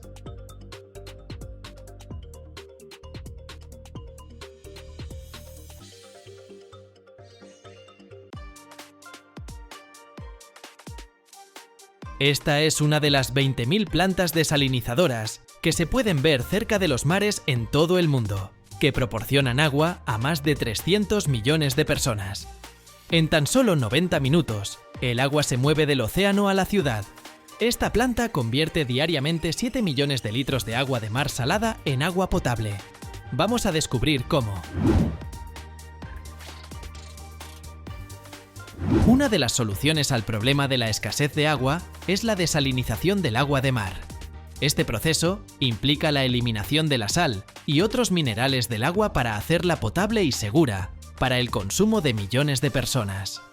En las regiones con recursos limitados de agua dulce, las plantas desalinizadoras transforman el agua de mar en agua apta para el consumo humano. Esta planta convierte diariamente 7 millones de litros de agua de mar salada en agua potable. En el mundo, existen más de 20.000 plantas desalinizadoras que producen más de 45.000 millones de litros de agua al día. La planta desalinizadora que produce agua potable está ubicada junto a una central eléctrica que utiliza agua de mar para enfriar sus condensadores. Después de enfriarse, el agua se envía a través de tuberías subterráneas hacia la planta desalinizadora. La planta convierte el agua de mar en agua potable en solo 90 minutos. Rodeada de mar por 3 lados, no hay escasez de agua salada. El desafío es cómo hacerla apta para el consumo. El agua se somete a un proceso de varias etapas antes de eliminar la sal. El proceso de desalinización comienza con la captación de agua de mar a través de tomas abiertas. Se selecciona una ubicación estratégica para garantizar un flujo constante de agua de mar de alta calidad y minimizar el impacto ambiental. El agua de mar se extrae a varios cientos de metros de la costa. Rejillas y filtros bloquean objetos flotantes grandes y evitan que la vida marina ingrese a la tubería de 63 centímetros de diámetro que extrae 15 millones de litros por día, más de 10.000 litros por minuto, o el equivalente a una bañera por segundo. En la entrada, se requieren bombas para impulsar el agua de mar hacia la planta. Cuando el agua es succionada, aparecen huéspedes no deseados, mejillones, medusas, cangrejos y a veces pequeños peces. Para que estas pequeñas criaturas no lleguen a nuestros grifos, una rejilla gigante filtra todo lo que tenga más de 4,5 milímetros de diámetro. El agua pasa por pantallas que eliminan los desechos más grandes. Incluso después de eliminar estas criaturas, el agua está llena de pequeñas partículas de sedimentos suspendidos. La solución es un proceso llamado filtración, que ocurre en estos tanques. Las partículas de agua pasan a través de capas de arena por acción de la gravedad. Los espacios entre los granos son tan pequeños que solo puede pasar agua, dejando atrás cualquier partícula suspendida. La arena se desplaza hacia abajo en contra del flujo del agua, y las partículas de suciedad se adhieren a la arena. Ahora el agua puede parecer limpia, pero aún contiene partículas microscópicas. Se eliminan todas las partículas que sean más grandes que una décima parte del grosor de un cabello humano. Luego, grandes aspas mezclan el agua, y en la planta se añaden dos productos químicos: hipoclorito de sodio, un desinfectante, y cloruro férrico, un coagulante. El coagulante une los desechos y la arena, formando grumos más grandes que se depositan en el fondo. La mayor parte de la suciedad es eliminada del agua, pero aún está lejos de ser cristalina. Luego, el agua se mueve hacia los tanques de sedimentación para la segunda fase del pretratamiento. Dentro de cada filtro, un flujo constante de aire hace girar la arena en círculos. Esta arena es más fina que la arena normal y filtra partículas microscópicas. El agua de mar se almacena temporalmente en tanques gigantes con una capacidad de 500.000 de litros. Ahora está limpia y lista para la eliminación de la sal. La sal es muy difícil de eliminar del agua. Se adhiere naturalmente a las moléculas de agua, por lo que para purificarla, esta atracción debe ser eliminada. Luego, el agua se separa de la sal mediante un proceso llamado ósmosis inversa. Aquí es donde ocurre la magia. El secreto para eliminar la sal es la presión. Esto se logra mediante una bomba centrífuga. Cada uno de estos componentes regula la presión. El agua entra en la bomba centrífuga y la presión aumenta a medida que pasa por las etapas, hasta salir por el otro extremo a una presión de 60 bares, 60 veces mayor que la presión atmosférica en la Tierra.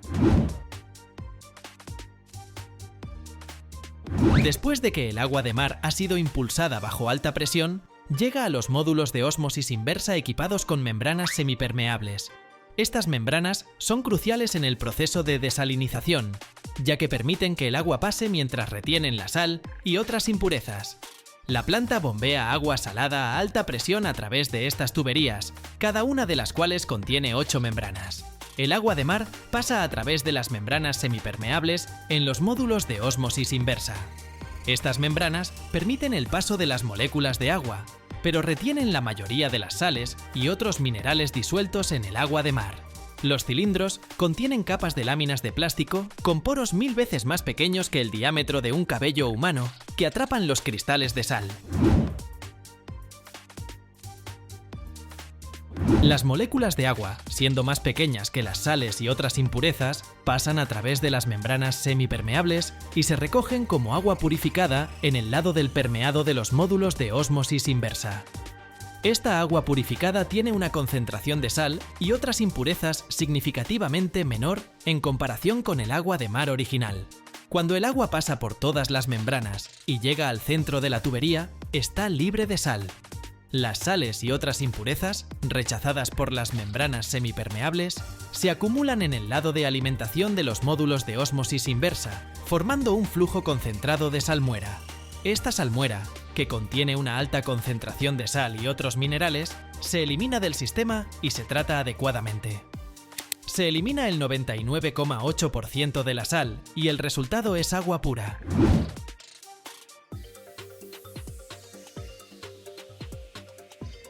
El agua desalinizada se recoge de la tubería.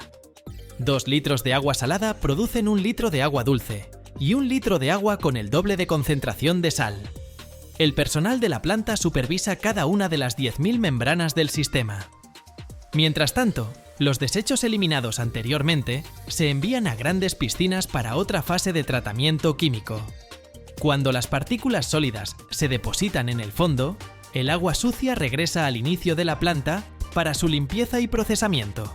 Rodillos de prensa extraen el agua restante de los sólidos que luego se transportan a un vertedero. Mientras tanto, la sal extraída se devuelve a la central eléctrica, donde se diluye y se regresa al mar para evitar afectar el nivel natural de salinidad del agua. Después de la desalinización por ósmosis inversa, el agua purificada puede tener un pH diferente al óptimo para el consumo humano. Por lo tanto, se puede ajustar añadiendo ácido para alcanzar un nivel adecuado y seguro para el consumo. El agua desalinizada mediante ósmosis inversa puede tener una concentración menor de minerales necesarios en comparación con el agua potable normal. Para mejorar su sabor y calidad, se pueden añadir pequeñas cantidades de sales minerales, como calcio y magnesio, a través de un proceso conocido como remineralización. Esto ayuda a equilibrar el perfil mineral del agua y proporciona beneficios para la salud. Estos elementos regulan el nivel de pH y aumentan la alcalinidad. De esta manera, el agua recupera sus minerales y su sabor natural, haciéndola apta para el consumo. Solo queda tratarla con cloro para evitar la proliferación de microbios. Aunque el agua purificada ya ha pasado por un proceso de desinfección durante el pretratamiento, se necesita una desinfección adicional para eliminar cualquier bacteria que pudiera haber sobrevivido al proceso de desalinización. Esto se logra mediante la adición de cloro antes de su distribución para el consumo humano. El agua purificada pasa por pruebas rigurosas para asegurar que cumpla con los estándares de calidad establecidos por los organismos reguladores. Estas pruebas incluyen el análisis de parámetros como la turbidez, el contenido de sólidos disueltos, la presencia de metales pesados y la concentración de desinfectantes residuales. Un sistema informático monitorea su composición química para asegurarse de que sea apta para beber. Después de que el agua purificada ha pasado por el proceso de posratamiento y su calidad ha sido confirmada, se distribuye a los consumidores a través de la red de distribución de agua potable.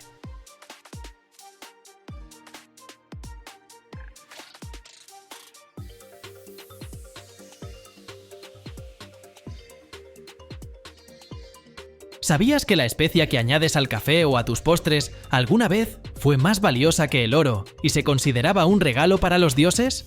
O tal vez no estás consumiendo canela verdadera.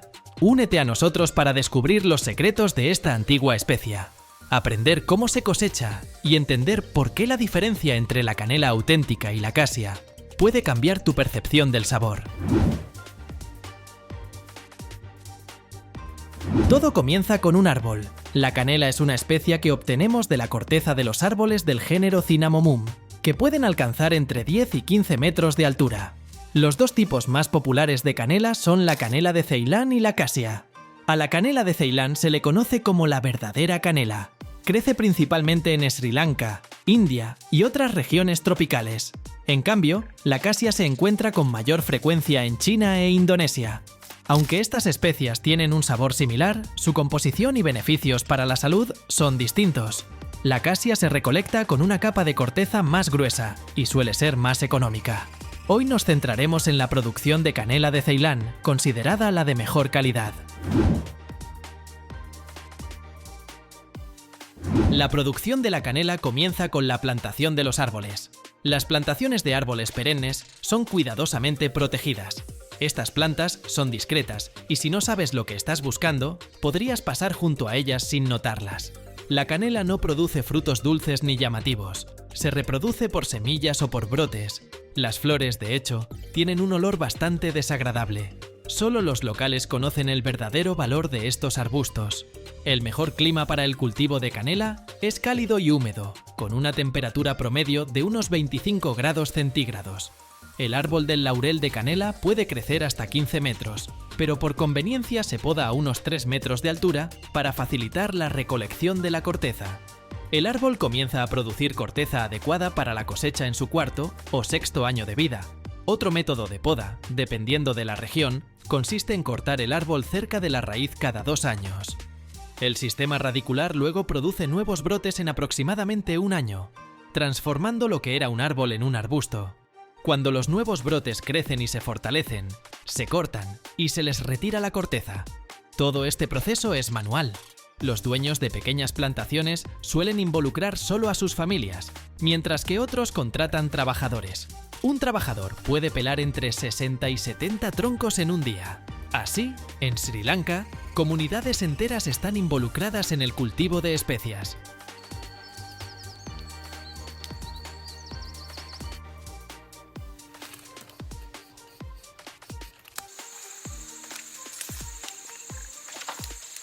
La recolección de la corteza es todo un arte. Se cortan los árboles y se quita la capa superior de la corteza. La parte más valiosa es la corteza interna, que tiene el aroma y el sabor más intensos. Este proceso se realiza a mano. Los trabajadores limpian minuciosamente las ramas para extraer la capa que luego se convertirá en la especia. Curiosamente, después de ser cortados, los árboles se regeneran rápidamente y pueden seguir produciendo cosechas durante hasta 50 años. De este modo, las personas siempre tienen trabajo y la producción de especias, té y aceites esenciales es una tradición familiar transmitida por generaciones. Después de recolectar la corteza, se corta en varas de 10 centímetros y se deja secar durante unas horas. Durante este tiempo, la corteza se enrolla en tubos finos, tal como los que solemos ver en las tiendas.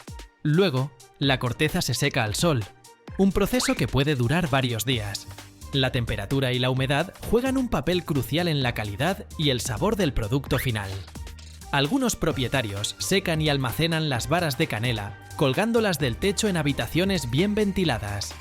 A veces, las varas cuelgan en varias capas, hasta 2 o 3, sobre la cabeza de quienes trabajan allí. Las hojas, restos de corteza y ramas pequeñas se utilizan para producir aceite esencial. Después del secado, la canela está lista para ser procesada.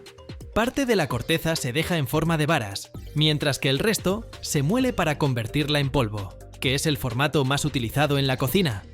Es importante que durante la molienda se conserven todas las propiedades beneficiosas de la especia. Luego, la canela se empaqueta en bolsas herméticas para preservar su aroma y sabor. Desde allí, la especia es enviada en sacos por barco a las fábricas. En la fábrica, las varas de canela primero se colocan en cámaras de secado, donde se controla automáticamente la temperatura y la humedad. Allí, el producto permanece unos 7 días más, hasta alcanzar la condición óptima para ser molido. Luego, las varas se calibran para la venta. Las mejores se recortan por ambos lados para darles un aspecto comercial, proceso que realizan los trabajadores junto con el pulido para realzar su brillo natural. Este producto se sella en bolsas transparentes en una cinta industrial, para que se pueda evaluar su calidad y proteger las especias del entorno exterior. Otras varas de canela se trituran en molinos industriales en fracciones más pequeñas antes de ser pulverizadas. El trabajador introduce la corteza en el molino y controla el proceso, asegurándose de que el calor por fricción no arruine el aroma ni el sabor de la especia. Algunos fabricantes enfrían la corteza con nitrógeno líquido antes de triturarla, para conservar todas sus propiedades. Luego, la corteza triturada se muele hasta convertirse en polvo. Literalmente se carga con palas desde los sacos en un molino eléctrico, de donde sale el producto terminado. Después, se pasa por un tamiz para obtener un polvo uniforme. El producto final se verifica para asegurar la ausencia de impurezas, así como su contenido de aceite esencial y humedad. Parte del polvo se envasa en frascos de vidrio, donde una máquina automática mide la cantidad exacta y coloca la tapa de inmediato. El envasado en bolsas al vacío es un proceso más rápido, ya que se sellan de inmediato para garantizar que la especia conserve su frescura durante más tiempo. Finalmente, el producto se envía a los almacenes mayoristas para su venta. En la producción de canela, muchos procesos son difíciles de automatizar, por lo que en cada etapa del cultivo, trituración y envasado, se requiere trabajo manual, conocimientos y habilidades para obtener un producto de calidad. La canela no solo es deliciosa, sino también beneficiosa para la salud. Contiene antioxidantes, tiene propiedades antiinflamatorias, puede ayudar a controlar los niveles de azúcar en la sangre e incluso mejorar la función cerebral. Sin embargo, es importante consumir canela de Ceilán de calidad, ya que la acacia puede contener compuestos nocivos en grandes cantidades. Lo mejor es comprar canela en tiendas especializadas. La canela auténtica es frágil y se rompe fácilmente entre las manos. Su color es verde olivo y visualmente se parece más a un cigarro mal enrollado que a esas perfectas varas de doble capa que conocemos. La acacia, en cambio, es dura y se siente como un trozo de madera. La canela tiene entre 6 y 10 capas de corteza en una sola vara. Cuanto más fina es la corteza, mejor es el aroma de la especia. Las varas de canela tienen un largo periodo de conservación y conservan su aroma durante mucho tiempo. La calidad de la canela se mide con una unidad especial llamada ekele. La mejor calidad tiene 5 ceros, 0,0000 ekele, mientras que la más baja es de 4 ekele. Es interesante que la canela se utilizara en el antiguo Egipto para embalsamar y como ingrediente en perfumes, y que aún hoy se utilice en perfumería. En la Edad Media, la canela era tan valiosa que se usaba como moneda y símbolo de estatus. Se la consideraba un regalo digno de un rey, o incluso de un dios. Hoy la añadimos a los pasteles, al café y en algunas cocinas del mundo incluso se utiliza en platos de carne. La canela molida se debe guardar en envases herméticos y las varas deben almacenarse a una temperatura inferior a 20 grados. La canela es una de las especias más antiguas y populares del mundo. No solo aporta un sabor increíble a nuestros platos, sino que también tiene numerosas propiedades beneficiosas para la salud.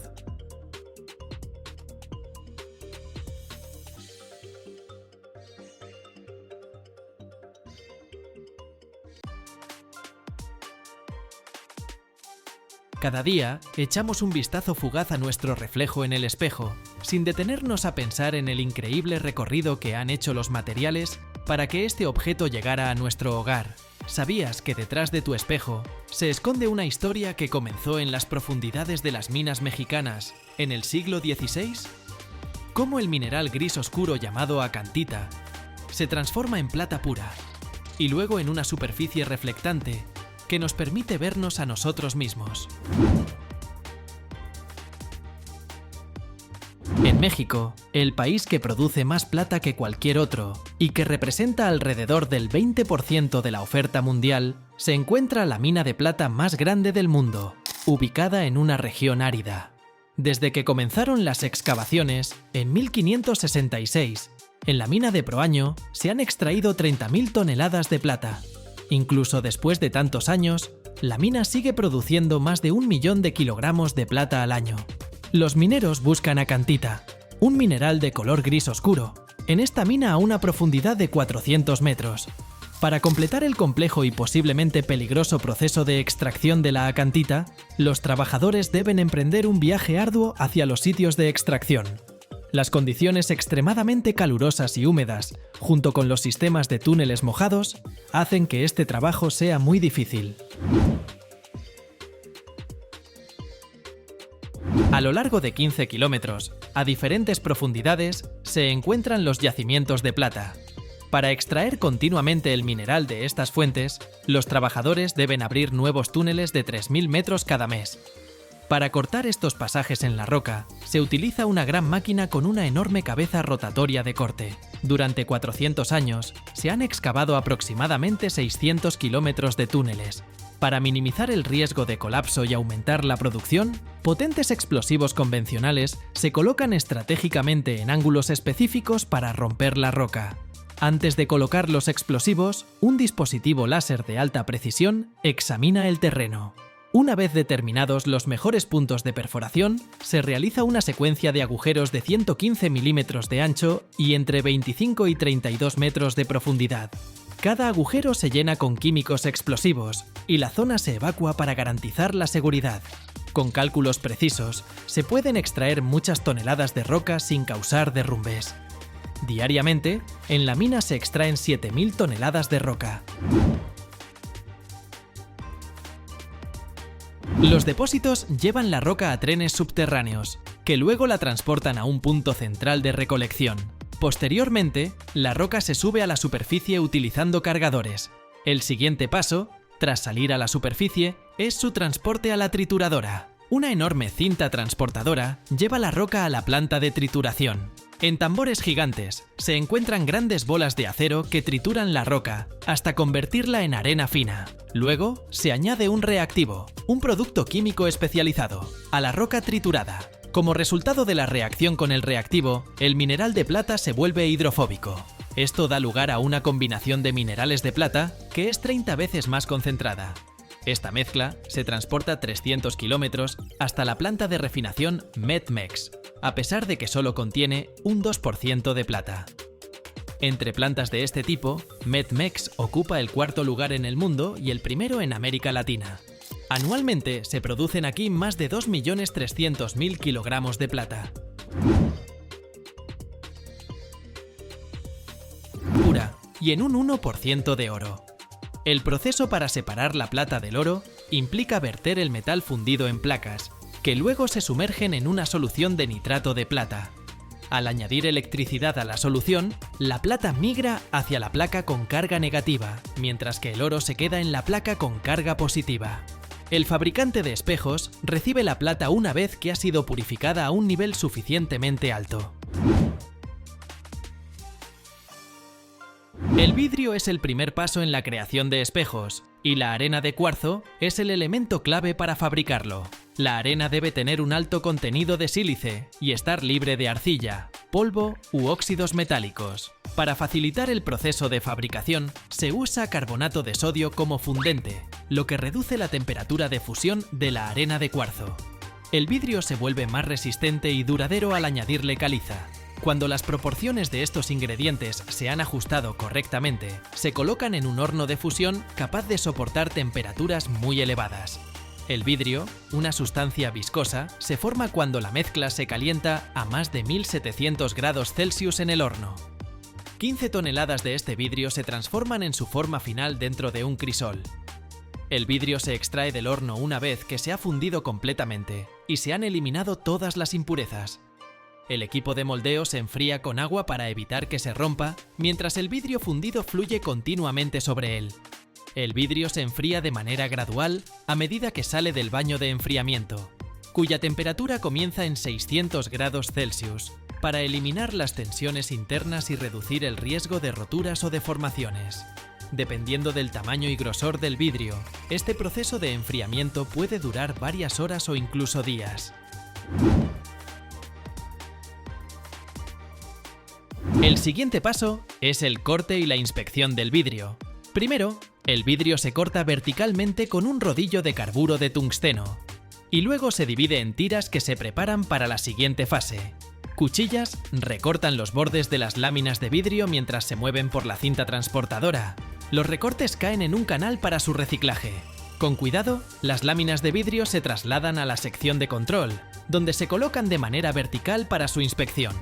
Los inspectores examinan cada hoja minuciosamente bajo lámparas fluorescentes, buscando defectos como burbujas, inclusiones, rayones, manchas, entre otros. En esta etapa se detectan los defectos que afectan la calidad y apariencia del vidrio. El fabricante de espejos recibe el vidrio empaquetado una vez que ha superado la inspección. En la fábrica de espejos se aplica una capa fina y uniforme de plata en un lado de las láminas de vidrio, convirtiéndolas en espejos. Para obtener nitrato de plata, la plata sólida se disuelve primero en ácido nítrico. Tras ser descargadas de los camiones, las láminas de vidrio se someten a una limpieza exhaustiva para eliminar cualquier rastro de polvo, suciedad, aceite u otros contaminantes. Se rocía una fina capa de óxido de cerio, un polvo de minerales de tierras raras y agua sobre el vidrio. Después de esto, los aceites y otros contaminantes se deslizan de la superficie, dejándola brillante. La limpieza de cada panel de esta manera toma aproximadamente 1 minuto. El siguiente paso consiste en utilizar agua desmineralizada caliente a alta presión para enjuagar el vidrio y eliminar cualquier residuo de contaminantes. Para garantizar la seguridad de los metales que se aplicarán posteriormente, se emplea agua desmineralizada. Con el fin de asegurar que la plata se adhiera bien al vidrio, el primer metal que se aplica es estaño líquido. El uso de estaño como base es necesario porque la plata no forma enlaces directos con el vidrio. Cuando la plata líquida entra en contacto con el estaño sólido, se solidifica gracias a un activador químico, que también se incluye en la mezcla. En esta técnica, se aplican aproximadamente 700 miligramos de plata por cada metro cuadrado. Para convertir la plata en una forma metálica, se rocía un químico reductor sobre la superficie. El recubrimiento de plata transforma el vidrio transparente en un espejo una vez que se solidifica y enfría. Los excesos de plata se enjuagan y se eliminan adecuadamente. La cantidad de plata aplicada se controla cuidadosamente para obtener el grosor necesario de la capa reflectante, lo que varía según los requisitos del producto y la capacidad de reflexión deseada. El recubrimiento de plata se protege con 2 capas de pintura aplicadas en la parte posterior del espejo. Estas 2 capas brindan protección adicional una vez que el recubrimiento de cobre ha evitado el deslustre.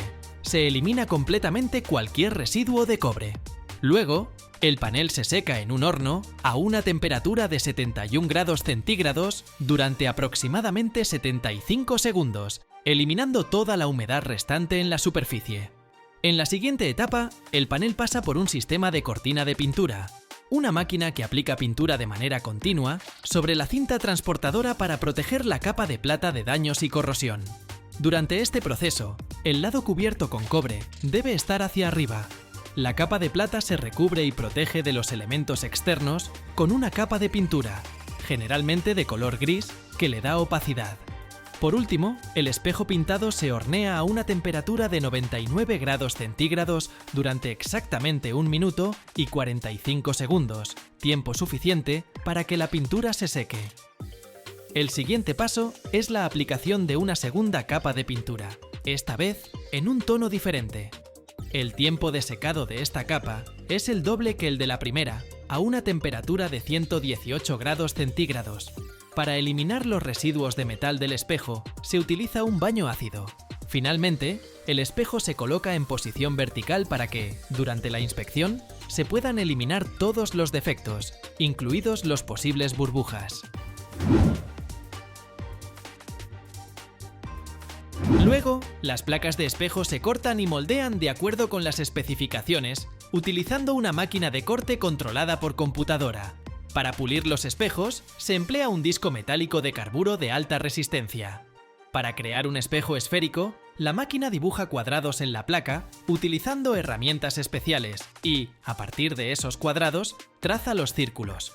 Los operarios primero separan los cuadrados y luego proceden a recortar los círculos. Los espejos se embalan con extremo cuidado para garantizar su integridad durante el transporte y la manipulación después de que se han completado el corte y el pulido.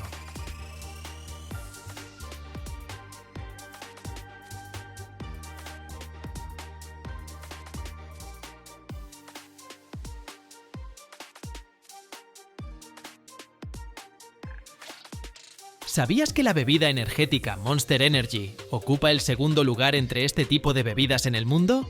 Impresionante, ¿verdad? En los Estados Unidos, el 50% de los habitantes consumen bebidas energéticas, y en particular, Monster Energy representa el 35% de las ventas. Hoy te mostraremos cómo se fabrica una bebida tan popular. Vamos a recorrer todas las etapas de producción, te enseñaremos todos los procesos fascinantes, y tú nos cuentas en los comentarios con qué mezclas Monster Energy los viernes por la noche. La producción de Monster Energy comienza con el agua, ya que es el ingrediente principal de la bebida. El agua, que ha sido especialmente purificada, pasa por un proceso de filtración en múltiples etapas. Se limpia de impurezas y sustancias nocivas, lo que garantiza la alta calidad del producto final. Dependiendo del nivel de contaminación del agua, se utilizan filtros mecánicos o gravitacionales para la purificación. Estas son máquinas de filtración preliminar que eliminan arcilla, arena y otras partículas. El agua pasa a través de un sistema de estructura de malla o cartucho. Después de la filtración preliminar, el agua pasa a los tanques de floculación. Estos son depósitos donde se mezcla el agua con productos químicos especiales. Con la ayuda de dosificadores de coagulantes, se añaden estas sustancias al agua. Así, las pequeñas partículas de contaminación se agrupan en partículas más grandes, conocidas como flóculos. Luego, el agua se transfiere a depósitos donde se deja reposar. Los flóculos se asientan en el fondo y el agua limpia se desvía para la siguiente etapa de filtración. A continuación, se utilizan filtros de carbón y sistemas de filtración por membrana. En esta fase, el agua pasa a través de una capa de carbón activado y un microfiltro. La capa de carbón absorbe compuestos orgánicos, olores extraños y contaminantes químicos. La membrana atrapa las partículas más pequeñas que quedaron en las etapas anteriores de purificación. Posteriormente, el agua se desinfecta con lámparas de luz ultravioleta para eliminar bacterias y virus. Para reforzar los resultados de los esterilizadores UV y desinfectar aún más el líquido, también se clora. Si es necesario, el siguiente paso es la purificación mediante una máquina de ósmosis inversa.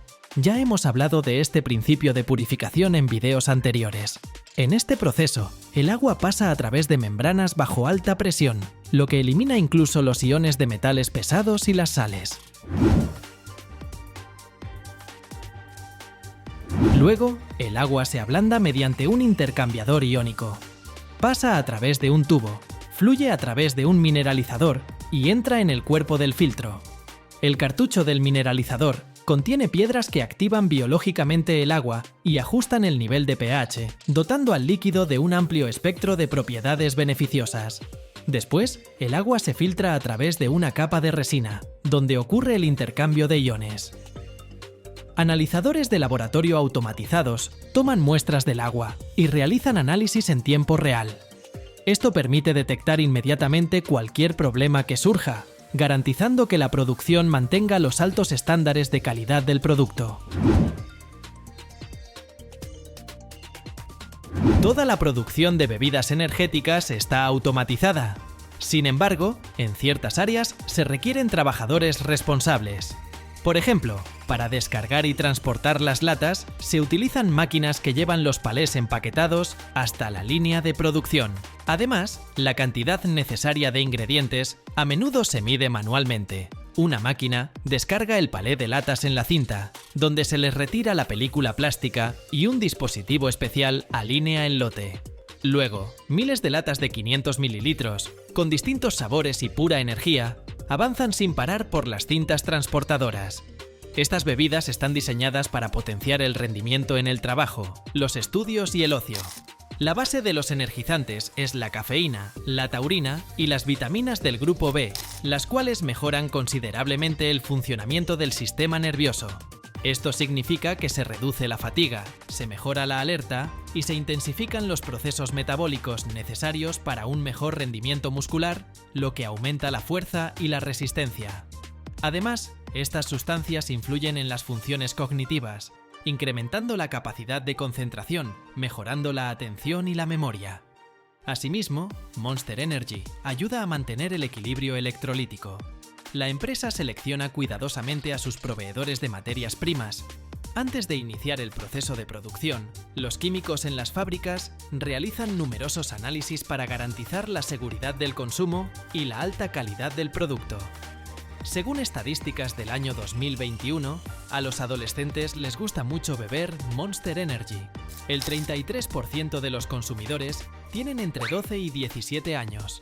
La cafeína se suministra en dos formas: de granos de café y de hojas de té. En el laboratorio, ambos tipos se examinan rigurosamente y solo se permiten en la producción si cumplen con los más altos estándares de calidad. El contenido promedio de cafeína en Monster Energy es de 110 miligramos por cada 340 gramos. La producción en sí misma incluye varios pasos.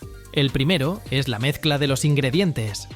El contenido de azúcar en Monster Energy varía entre 20 y 35 gramos, así que el azúcar, la cafeína, la taurina, las vitaminas, los ingredientes adicionales y el agua se mezclan en grandes tanques, a los que llegan a través de tuberías. Una centrífuga remueve cuidadosamente todos los componentes hasta lograr una mezcla homogénea. Un empleado monitorea el proceso desde una computadora y luego toma una muestra de la nueva mezcla para su análisis.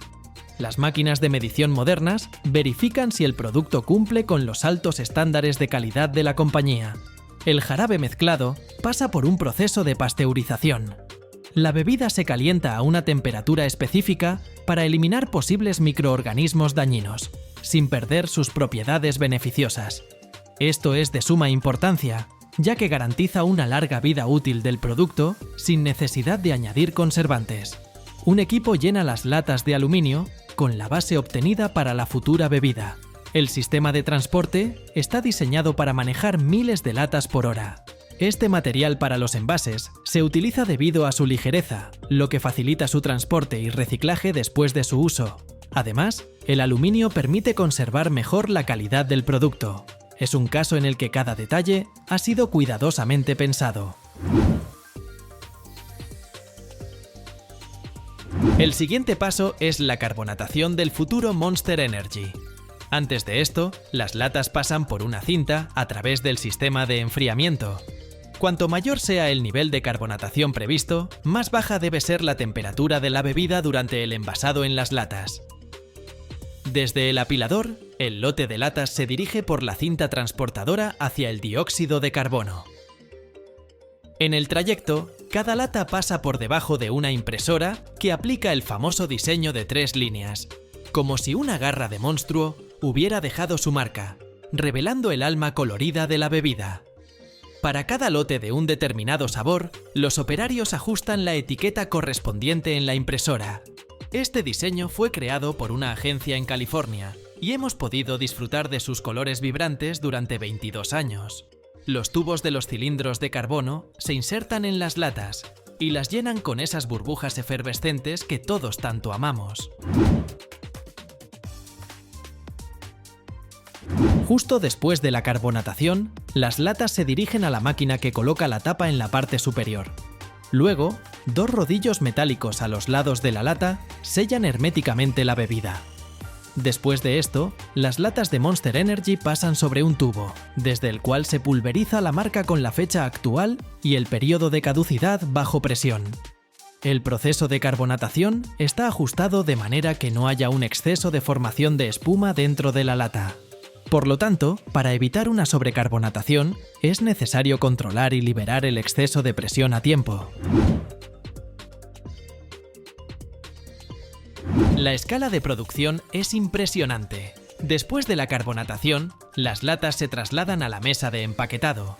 Al igual que al inicio del proceso, los pallets se sellan en una película plástica, pero ahora están llenos de latas de Monster Energy con diversos sabores. Luego, serán transportadas en camiones a todo el mundo. Para garantizar que los envíos se realicen a tiempo, se utiliza un sistema moderno de gestión de almacenes automatizado. Se espera que para el año 2026 el consumo de bebidas energéticas aumente un 7,2%. Los países de Asia han sido reconocidos como uno de los mercados de mayor crecimiento en el consumo de estas bebidas.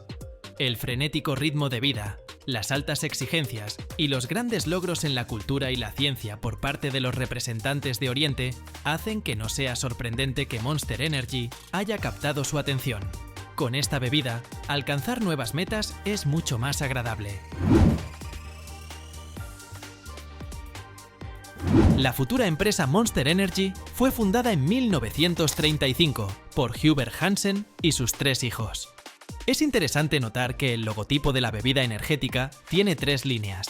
¿Será una coincidencia o una idea intencionada? Al principio, vendían jugos pasteurizados a los estudios de cine, y para esa época, el negocio marchaba bastante bien. El primer avance importante en la producción lo logró el nieto de Hubert en 1970, cuando comenzó a fabricar refrescos. Sin embargo, unos 20 años después, vendió la empresa exitosamente, y fue esta la que luego presentó al mundo Monster Energy. Esa excelente decisión nos permitió disfrutar de este nuevo sabor. Cada año, la compañía produce más de 1.500 millones de latas de Monster Energy. Sus plantas de producción suman 14 en todo el mundo, ubicadas en países como Reino Unido, Alemania, España, Francia, Portugal, Bélgica, Noruega, Hungría, entre otros. La mayor cantidad de bebida se vende en el Reino Unido, tal vez porque la constante nubosidad hace que los residentes se sientan más somnolientos y consuman muchos energéticos. O quizás los estudiantes sean el principal grupo de consumidores. Si bien al principio las bebidas energéticas eran vistas como un estimulante, hoy en día se consumen incluso durante el tiempo libre. Un 56% de los consumidores mezclan Monster Energy con alcohol para crear excelentes cócteles en fiestas. Actualmente, se prevé un aumento de los ingresos de 45.000 millones de dólares a 108.000 millones para el año 2031. Actualmente, Monster Energy está implementando activamente innovaciones en sus procesos de producción. Por ejemplo, está reduciendo el uso de energía y recursos en la fabricación. Los procesos se están optimizando para que cada lata de bebida requiera menos consumo de electricidad y agua, manteniendo siempre la calidad del producto. Además, las latas vacías de Monster Energy son reciclables al 100%, lo que permite reducir significativamente el impacto negativo en el medio ambiente del planeta. A pesar de todo lo mencionado anteriormente, el impacto de las bebidas energéticas en el cuerpo humano sigue siendo objeto de estudio. Existen tanto indicaciones como contraindicaciones para su consumo. Queremos destacar que el exceso es perjudicial en todos los casos, ya sea una bebida energética o el algodón de azúcar. La moderación y el conocimiento son importantes para todos y en todo. Nuestro objetivo era contarles sobre el proceso de fabricación de Monster Energy, y lo hemos logrado al 100%.